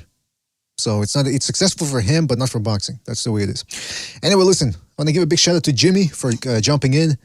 Never Sobers as well. Recognize was here earlier as well. Gonzalo, he couldn't jump on. He was having technical issues. I don't know what's going on. I'm going to call him, see if a one-on-one it works. But other than that, again, thanks, guys, for joining. We'll try to do the boxing report cards before the end of the year. And that's about it, man. Listen, shout out to everybody that donated the super chat, everybody that called in on the StreamYard, and of course, everybody in the chat. I'm talking about Benzo, hashtag CDB, Rafael Garza, Thane Valkyrian, Alonso Amazing, Matt Chad in the house as well. Shout out to Big Seiso, Super Sardonic, Protectorate General. Who else we got? Cock Alonso returns, Iceman, the real Alonso in there as well. Shout out to Rafael Garza. Shout out to him. Shout out to who else am I missing here? We gotta go. Larry Liston in the house, rolling with the punches. The Quags, shout out to the Quags. Really appreciate him dropping by as well. Like I said, everybody that called in, everybody that donated the super chat. K-Dog, yes, of course. Team Batman Boxing, guys, you know who you are. We forgot just because we gotta go. Thanks again. Catch you on the next one. Take it easy. Oh, by the way, if we don't do a show before the end of the year, Happy New Year's. All the best to you and your families. Hopefully you get a great 2024. And we'll catch you on the next one, fellas. Take it easy. Thanks for watching. Woohoo!